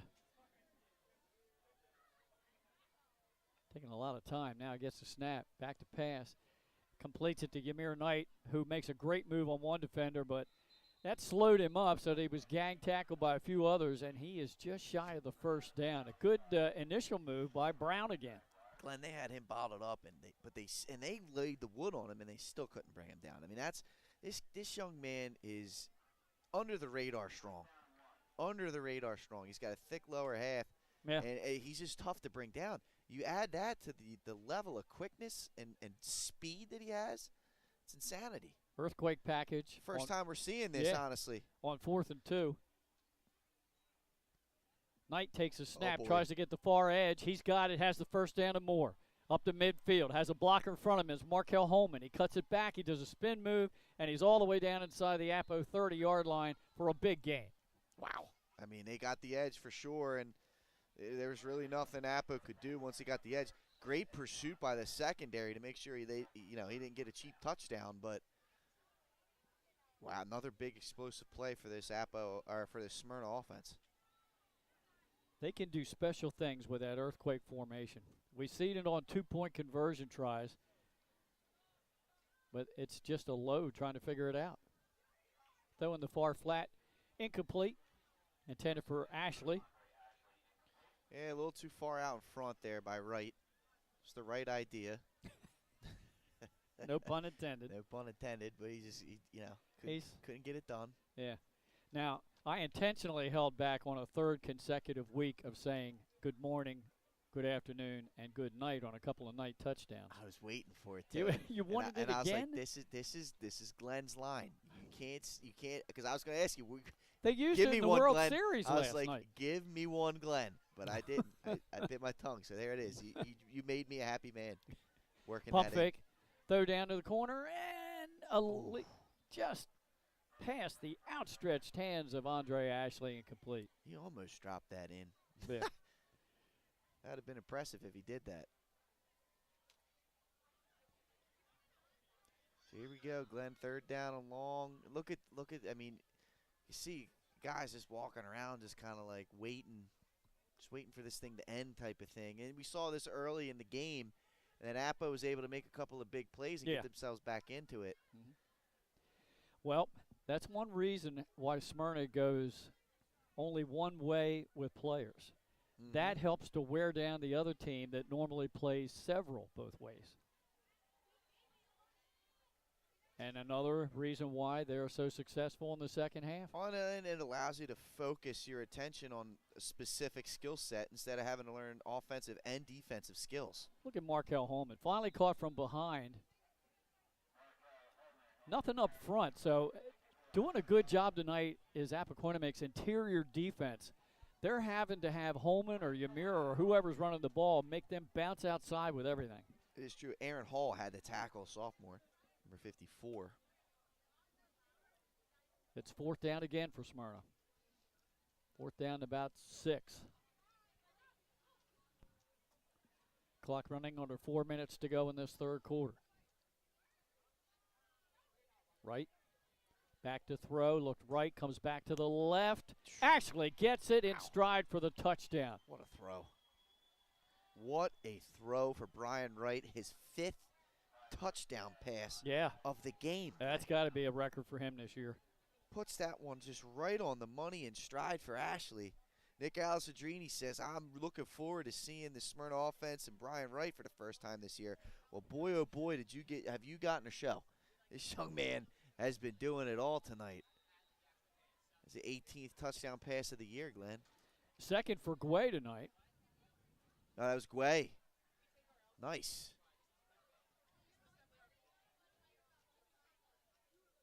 And I think that went for about 18 yards. I meant to check the scoreboard there. Just beautifully lofted out there. 2-point try. Going back the other way with it. Easily getting into the end zone is number 24. Yeah, how about that, Mike? Makai Stinnett. Yep, Stinnett gets a 2-point conversion, and it's pushed out now to 46-12, the lead for the Eagles with 3:47 to go in the third. We're going to step aside. We'll be back after this.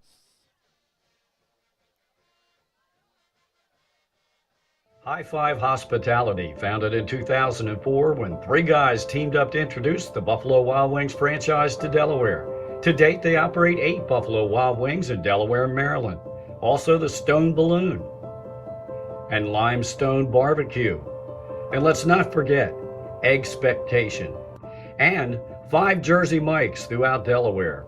High Five Hospitality's mission is to operate 5 brands that serve high-quality products with exceptional hospitality. And we're back here with 3 minutes and 47 seconds to go in the third quarter. Smyrna has scored twice here in the third period, and they now have a 34-point advantage over Appoquinimink.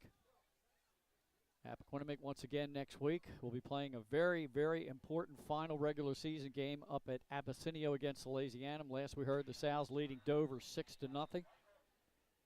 That'll be for first place in Class 3A, District 1. There's the kick, goes deep, down to the 10-yard line, running up the middle of the field and being tackled out across the 30 at the 34 is number 44 on the return, Haj Bell. And let's see here, Appo, it got to generate some momentum going into next week. You talked about how big that game is next week. See if they can continue to see if they can score a second half touchdown, because not many people have been able to do that against Smyrna this year. Yeah, you're right about that. And the Eagles, they'll be playing Cape Henlopen in their final regular season game next week at home. And then we'll sit back and let the DIAA and the football tournament committee set the pairings and the seedings for the playoffs.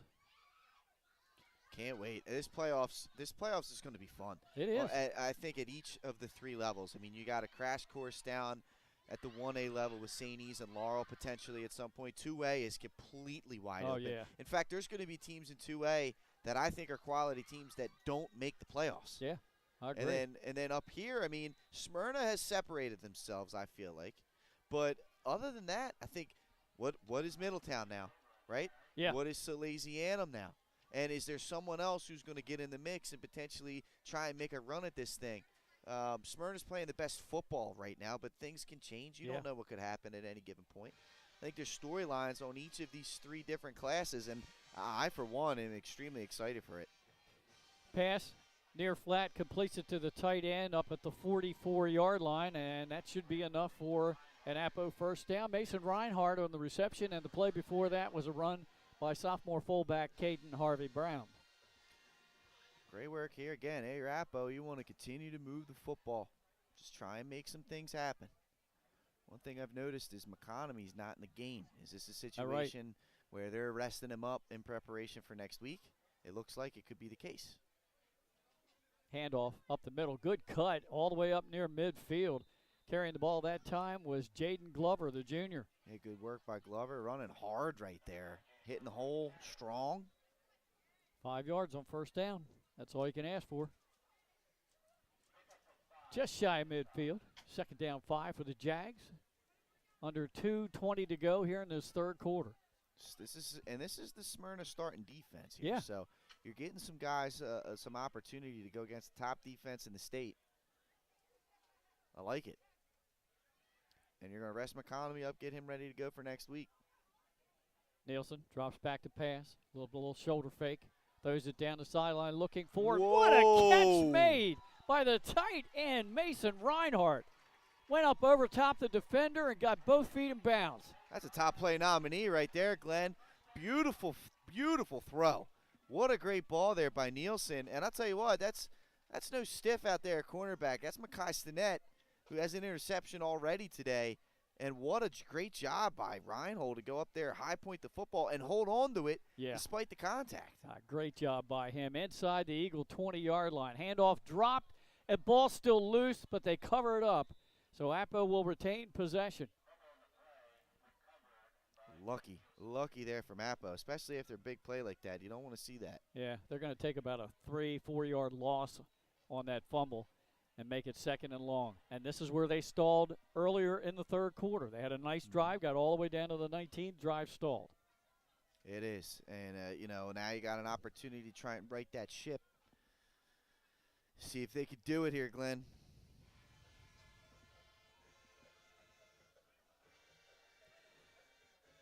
Nielsen, pressure's coming. Oh, my gosh, they let everybody loose on the blitz. He managed to elude a couple of defenders, but he's going to get sacked back at the 25. And nice blitz draw up. Now you got to force a third and long. You can tell Smyrna don't want to give up any points in the second half. No. They take pride in it. They don't want to give it up. Third sack for the Eagles in this half.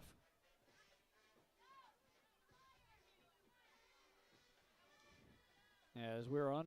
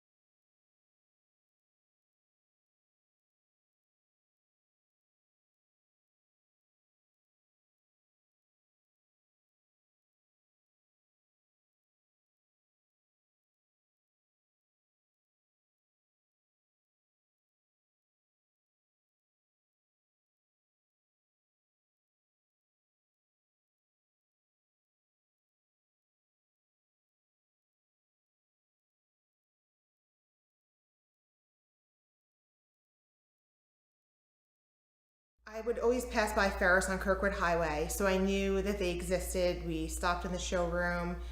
We just clicked, like from day one. They did a total kitchen renovation for us. Ferris was so organized. They were on top of everything from day one. Always here when they said they would be, always on time, kept to the schedule. The level of comfort speaking to everyone that works at Ferris, they were just super friendly, easy to talk to. It was like they were friends, not, people coming to work on our kitchen. The room is totally transformed from what it used to look like. To have all this seating now and the big table, the bench seats, it's great. I love coming home and just walking through the laundry room into the kitchen every day. It was just a great experience. We love Ferris. All right, we're back here. We'll just be about ready to start the fourth quarter of action. Smyrna on top by 34 points, 46-12. They have the football, and they're putting a lot of replacements in now, as they should. Save those kids. You don't want to see anybody get injured in a game that you have in hand right now. They have the game coming up next week to end the regular season at home against Cape Henlopen. Cape will have their hands full tonight playing St. George's Tech. Didn't see any score yet on that ball game. Yeah. That's very important as far as the two at-large positions that are open in Class 3A for the upcoming playoffs. Jaquan Kilby for Dover scored a touchdown and then ran it in for two. So the Senators now lead Salesianum, or they cut the lead 16-8. Glenn, we got another bad snap. Yep. Just take the safety. Well, he alertly throws it out of bounds. That's a wise play, incomplete, not give up any points. They're going to be grounding is the question. I don't Snap's see any. A little bit off here. Don't see any flags. And Coach Timpson wants a safety. He wants something. Yep. So, let me correct myself. Late in the third quarter, Salesianum had a 16-0 lead. It has just been cut in half, 16-8. As Dover scores on a Kilby run and gets the 2-point try. How about that? As Sally's defense has really picked it up. Dover, they've been able to put some points up this year. Held only 8 points in that game. Final score, and this one's a shocker for me. Not that they won, but by the margin. Lake Forest beats Delmar 49-7. Wow. So they scored 58 last week against Woodbridge and 49 this week against Delmar. And after getting shut out. 28-0 at Caravelle. Well, I mean, so far that's the outlier game. Every other game they've scored, and that you could almost consider the Mount Pleasant game where they only scored 22 an outlier. Right. I mean, those are the two outliers. Everything else has been 33+. So we have all non-starters on the field right now for Smyrna's offense. The quarterback is sophomore C.J. Lloyd. Takes a snap. Hands it off right up the middle. Good run by Yancey. He got out across the 20 to about the 24-yard line. Actually, Glenn, I think it's Jesse Dixon in a quarterback. I think that's another. Oh, they just switched up. You're right. Switching them up back and forth. Yep, you're right. Dixon came in. Now Lloyd's back on the field. Get these guys some run. I love that. Love that from Coach Judy and company. So it brings up 4th down and 12.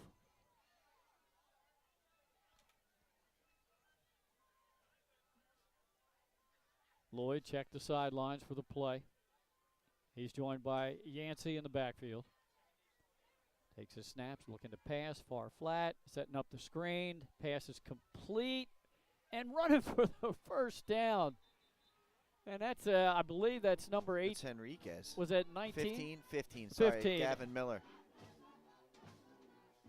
And how about that? C.J. Lloyd completes the pass. That's Dylan Oakley. Apologies, Dylan Oakley. Okay. Nice work there by Oakley. And again, we're competing with that fine Appo marching band. Love it.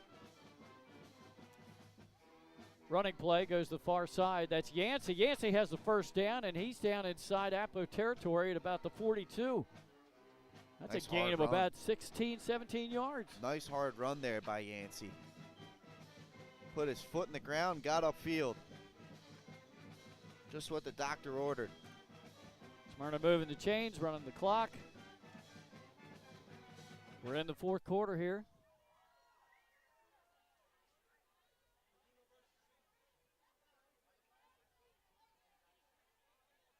Nice. C.J. Lloyd's going to take it, run, and slide down at the 30-yard line, and he has the first down. Had the defensive end just all twisted up. Didn't know what to do. Pulled it and ran with it. I like it. I like what I saw right there. He picked up 12, picked up about 14 yards. And they move the chains again, so Smyrna's second-level players now getting it done out there. Yeah, I like the effort, what we're seeing from them. 10 minutes to go in the ball game. Smyrna with this win will improve to 8-1. It'll be their, I believe, 7th straight win. And now Dixon in the game, quarterback keeper himself. Little bootleg, penalty flags thrown as he got down inside the 15-yard line. It's probably going to be a hold. Would have been good for a first down, but I agree. I think that's what we're going to end up getting here, Glenn. Yeah, this will be Smyrna's 7th straight win since that loss to Middletown in week 2. So they're going to move to 8-1 and solidify their hold on the number 1 ranking in our Super 7. Yeah. And who knows, they may be on their way to a number 1 seed in the playoffs. I don't know who's going to challenge them. I mean, even if they lose their final game, finish at 8-2, nobody's got the maybe Salesianum, but they beat them head-to-head. So I don't know how the points will end up, but well, that's why we have Jay, who's been in the bunker now for about a week, right? This is true. Yeah, Jay's. We've been worried about him. We're not going to let him out. He's tried to come out a few times. We're talking about Jason Winchell. Yeah. He does a great job. Yeah. And, he's usually. I'll give him a 99.6% accuracy rate so far. That's pretty good. In the 5 years that we've done this, 6 years that we've done this. They're making it harder on him now with 3 classes. They are. He's got to work harder. They said he's too good. We got to try and trip him up. That's a delayed handoff to Yancey. Yancey is all the way down in the red zone. It's all going to depend on where he stepped out. Yep. What a run, though. Again, you can see the future of Smyrna football right in front of our eyes. How about a 16-yard run by Yancey? And guess what, folks? There's other weapons over there, too. Yeah. That'll be coming up. 1st and goal from the 6. It's a pass, and it's caught on the ground for a touchdown. Sitting down there on the ball is Dylan Oakley, the freshman. How about that? Big-time job. Hey, nice job by Oakley sitting there. He caught the ball, avoided the hit. Touchdown Smyrna, and believe that's going to get us into a running clock situation. Yes, it will.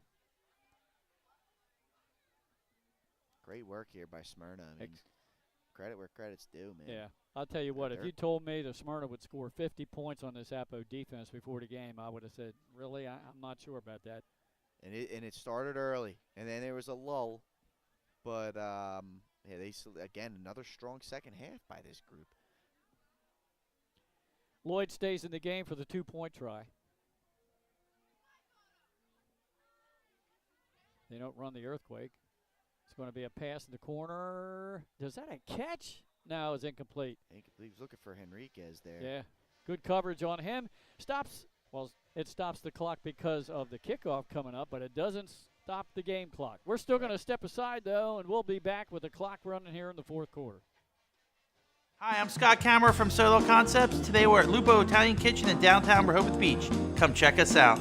Located inside the Hotel Rehoboth, Lupo serves coastal Italian cuisine with fresh pasta made in-house daily. Lupo features plenty of unique craft cocktails and an extensive award-winning all-Italian wine list. Popular dishes include lobster bucatini, veal meatballs, grilled swordfish, and eggplant parmesan. Lupo Italian Kitchen on Rehoboth Avenue, serving happy hour daily and dinner 7 days a week. See you soon. Hi, I'm Scott. Back here with a running clock here at Appo High. 7:20 in county to go in the ball game. 52-12, 40-point lead for Smyrna. And for Appo, only their second loss in the last 6 games. It's going to snap their 3-game winning streak, and they need to regroup. And I see some good signs. I think they can compete with Salesianum next week. I think they can too. They're going to regroup on this one. Smyrna right now is just playing at a complete other level from everyone else in the state of Delaware. I mean, let's just call it how it is. And, Appo's going to have an opportunity. They got a lot on the line next week. See if they can regroup, make some things happen. I've seen some good things from them too, Glenn. Number 2 on the return, that's Bryce Thomas, a senior. And he is stopped shy of the 20-yard line. Yeah, I've seen good signs, and this was the first look we've had at the freshman quarterback. We've seen McConomy. We've seen the defense. We've seen that O-line. I'm impressed with the young kid. I'm impressed with the young kid as well. Yeah, I think Greg Nielsen comes in. He's got confidence. He's comfortable throwing the football under pressure. And for the most part, he's been able to find the open man throughout this game. I think the future is very bright for this kid. He's going to get a full year of development after this season. He had a full off season.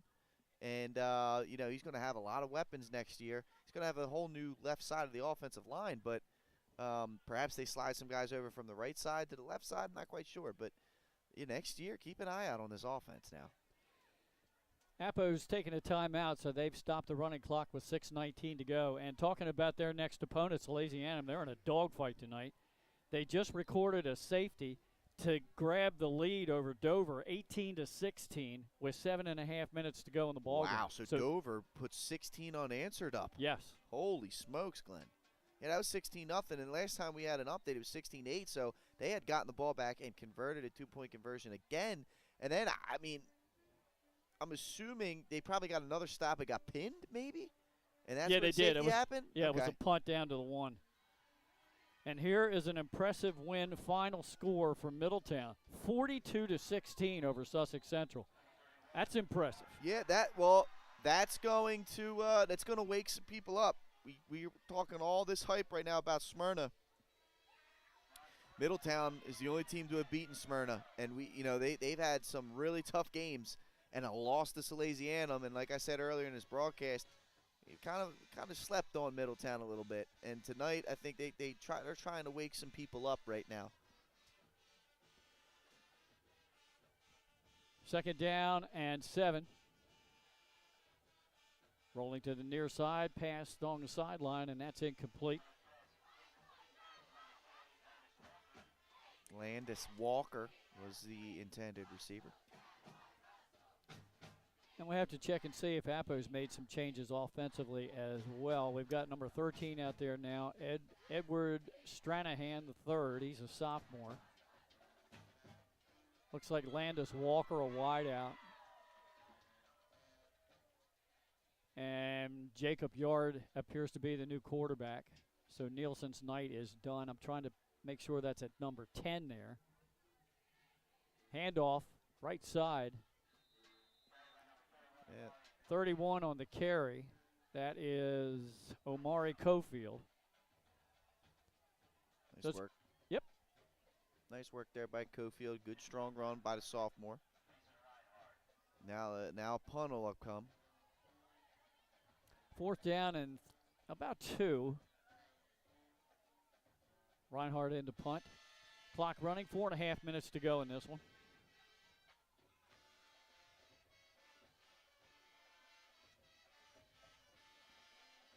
See a lot of defensive substitutions by Smyrna. Yeah. As well.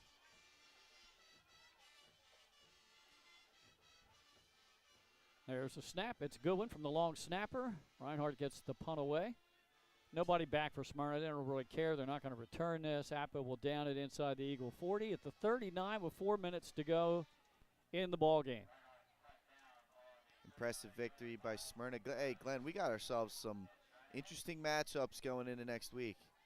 I believe one that you had mentioned earlier from tonight, that Red Lion win, I'm pretty sure that pushes them into a playoff spot. It is, yep. They clinched the 4th spot in Class 2A in District 3. And it was, last we heard, it was a big lead. Yeah. That's a fun team, man. We saw them, they got throttled by St. Mark's earlier in the season, but that's a team that's young, that's growing, and they're going to be fun to watch for the next few years. Evan Buddinger's, I think he's going to be a star.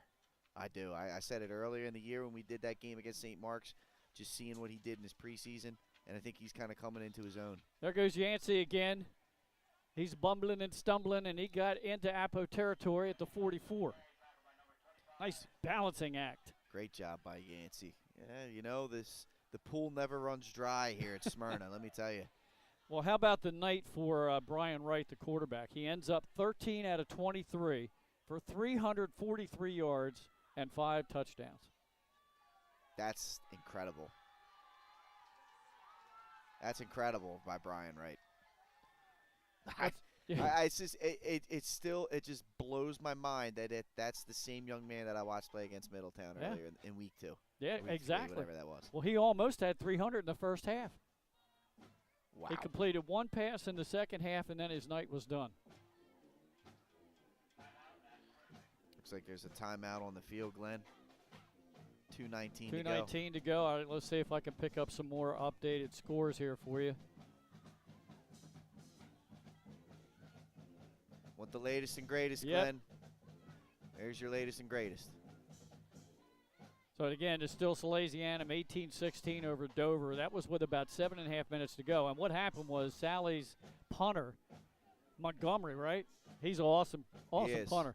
He pinned Dover back at 1, and the very next play from scrimmage, the Salesianum Sals recorded a safety. That's the difference right now in the ball game. Now, I know Jaquan Kilby scored Dover's first touchdown. I think Parker got the second one. Middletown 42-16 win at Sussex Central. Very impressive win on the road and a hard place to win. 49-yard field goal block, Glenn. How about that? That's what gave Dover the second touchdown. Yep. Tamir Darden Jefferson returned it all the way for the score. Wow. And John Parker ran in the 2-point try. Wow. Thanks to Kevin Tresolini. That's where we're seeing these scores from. Always like Trez. Yep, Trez a good guy. He is. Yancey waited for the blocking to develop, and he's all the way down inside the 30-yard line. He's lowered the boom on the safety as well. My Lord. He just picked up about 14 yards there. I'll tell you what, I like the way he runs, man. He's a sophomore, Yancey. Yeah. He's going to fill in nicely as the lead back next year.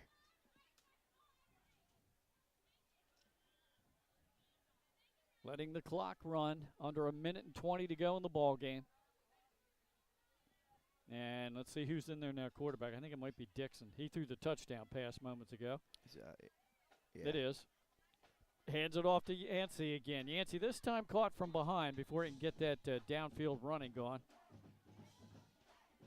Gain of a couple. I believe we saw Yancey get his only touchdown of the season in that Middletown game. He came in for one run. He started to run the sweep, and then he cut back against the grain, remember? And he went about 40, 50 yards for a touchdown in that game. He did. In a big moment. He's going to be fun, man. He's going to be fun to watch next year, too. I know I've talked a lot about next year. Yeah. But, and there's still a lot of football left to be played this year. But, wow. I mean, that's special. Smyrna does not have to take another snap. They went to victory formation the last play. Clock is going to run out on this one, and the Smyrna Eagles are going to win by 40 points, 52-12. We'll be back for our post-game show right after these messages. Hi, I'm Scott Kammerer from Soto Concepts. Today we're at Blue Coast Seafood Grill and Raw Bar in Rehoboth Beach, Delaware. Come check us out. Located in the Rehoboth Gateway, Blue Coast features indoor and outdoor dining and serves beautiful, simple food that highlights the flavors of Southern Delaware. With chef-inspired daily specials, an award-winning wine list, and an extensive list of craft cocktails and local beer, Blue Coast is the perfect spot for a night out. Blue Coast Seafood Grill in Rehoboth Beach, Delaware, open 7 days a week year-round for lunch and dinner. See you soon.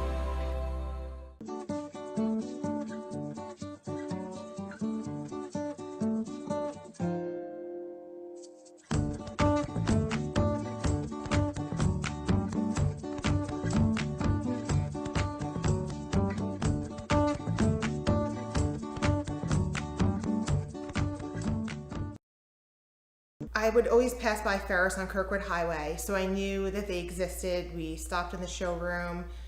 We just clicked, like from day one. They did a total kitchen renovation for us. Ferris was so organized.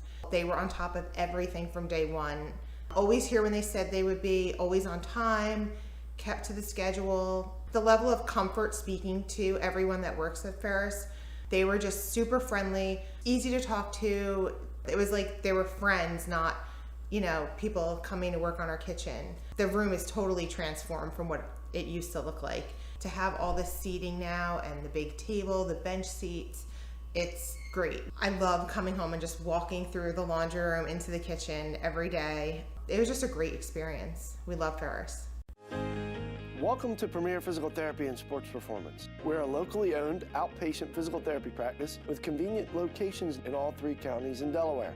At Premier, we have experienced physical therapists with advanced credentials, but their hospitality, passion, and enthusiasm is what makes the difference for you. Find our convenient locations at premierptsp.com. You may have tried physical therapy, but have you tried Premier? Hi, I'm Scott Kammerer from Soto Concepts. Today we're at Fish On in the Villages of 5 Points. Come check us out. Fish On is committed to serving beautiful, simple coastal cuisine in a cool atmosphere with a happening bar, spacious dining room, and outside patio. Popular dishes include the seafood stew and fresh oysters from the raw bar. Fish On's recently renovated event room and is the perfect spot for your next event. Fish On in Lewis in the Villages of 5 Points, open 7 days a week, best happy hour around. See you soon.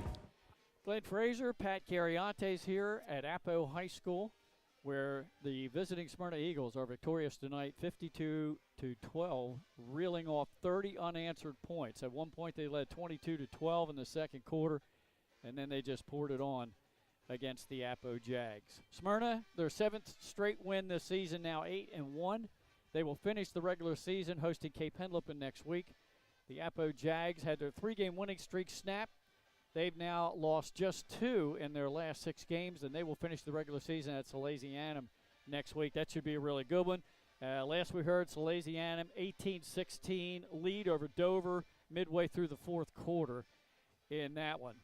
Great job tonight, too, on the camera force by Nick Alessandrini. And let's go over this one just a little bit here in the postgame show. Smyrna gains 199 yards on the ground with the starters. Then Yancey came in with the backups, and he gained over 60 yards.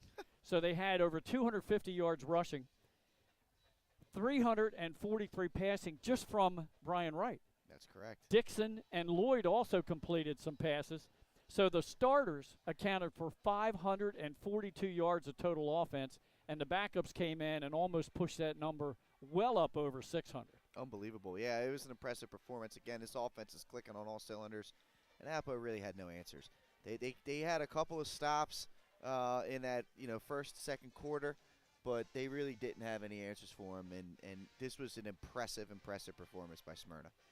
For Appo, McConomy ends up with over 100 yards rushing. We unofficially had him at 122. And then the young quarterback, he ends up completing passes for over 200 yards. So those two together combine for over 300 yards of offense for Appo against what you and I feel overall front 7 to the back secondary, maybe the most complete defense in the state. So the offense did a good job. I agree, and I like what I saw from Greg Nielsen. He's fearless. He's going to throw the football. He's not timid at all.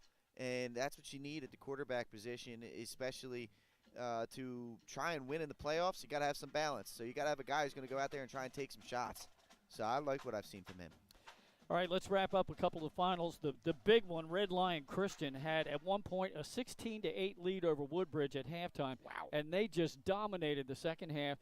They have qualified for the playoffs in 2A, and that's kind of payback for last year when they just missed out on the playoffs. They get the win over Woodbridge and eliminates Woodbridge from the playoffs this season.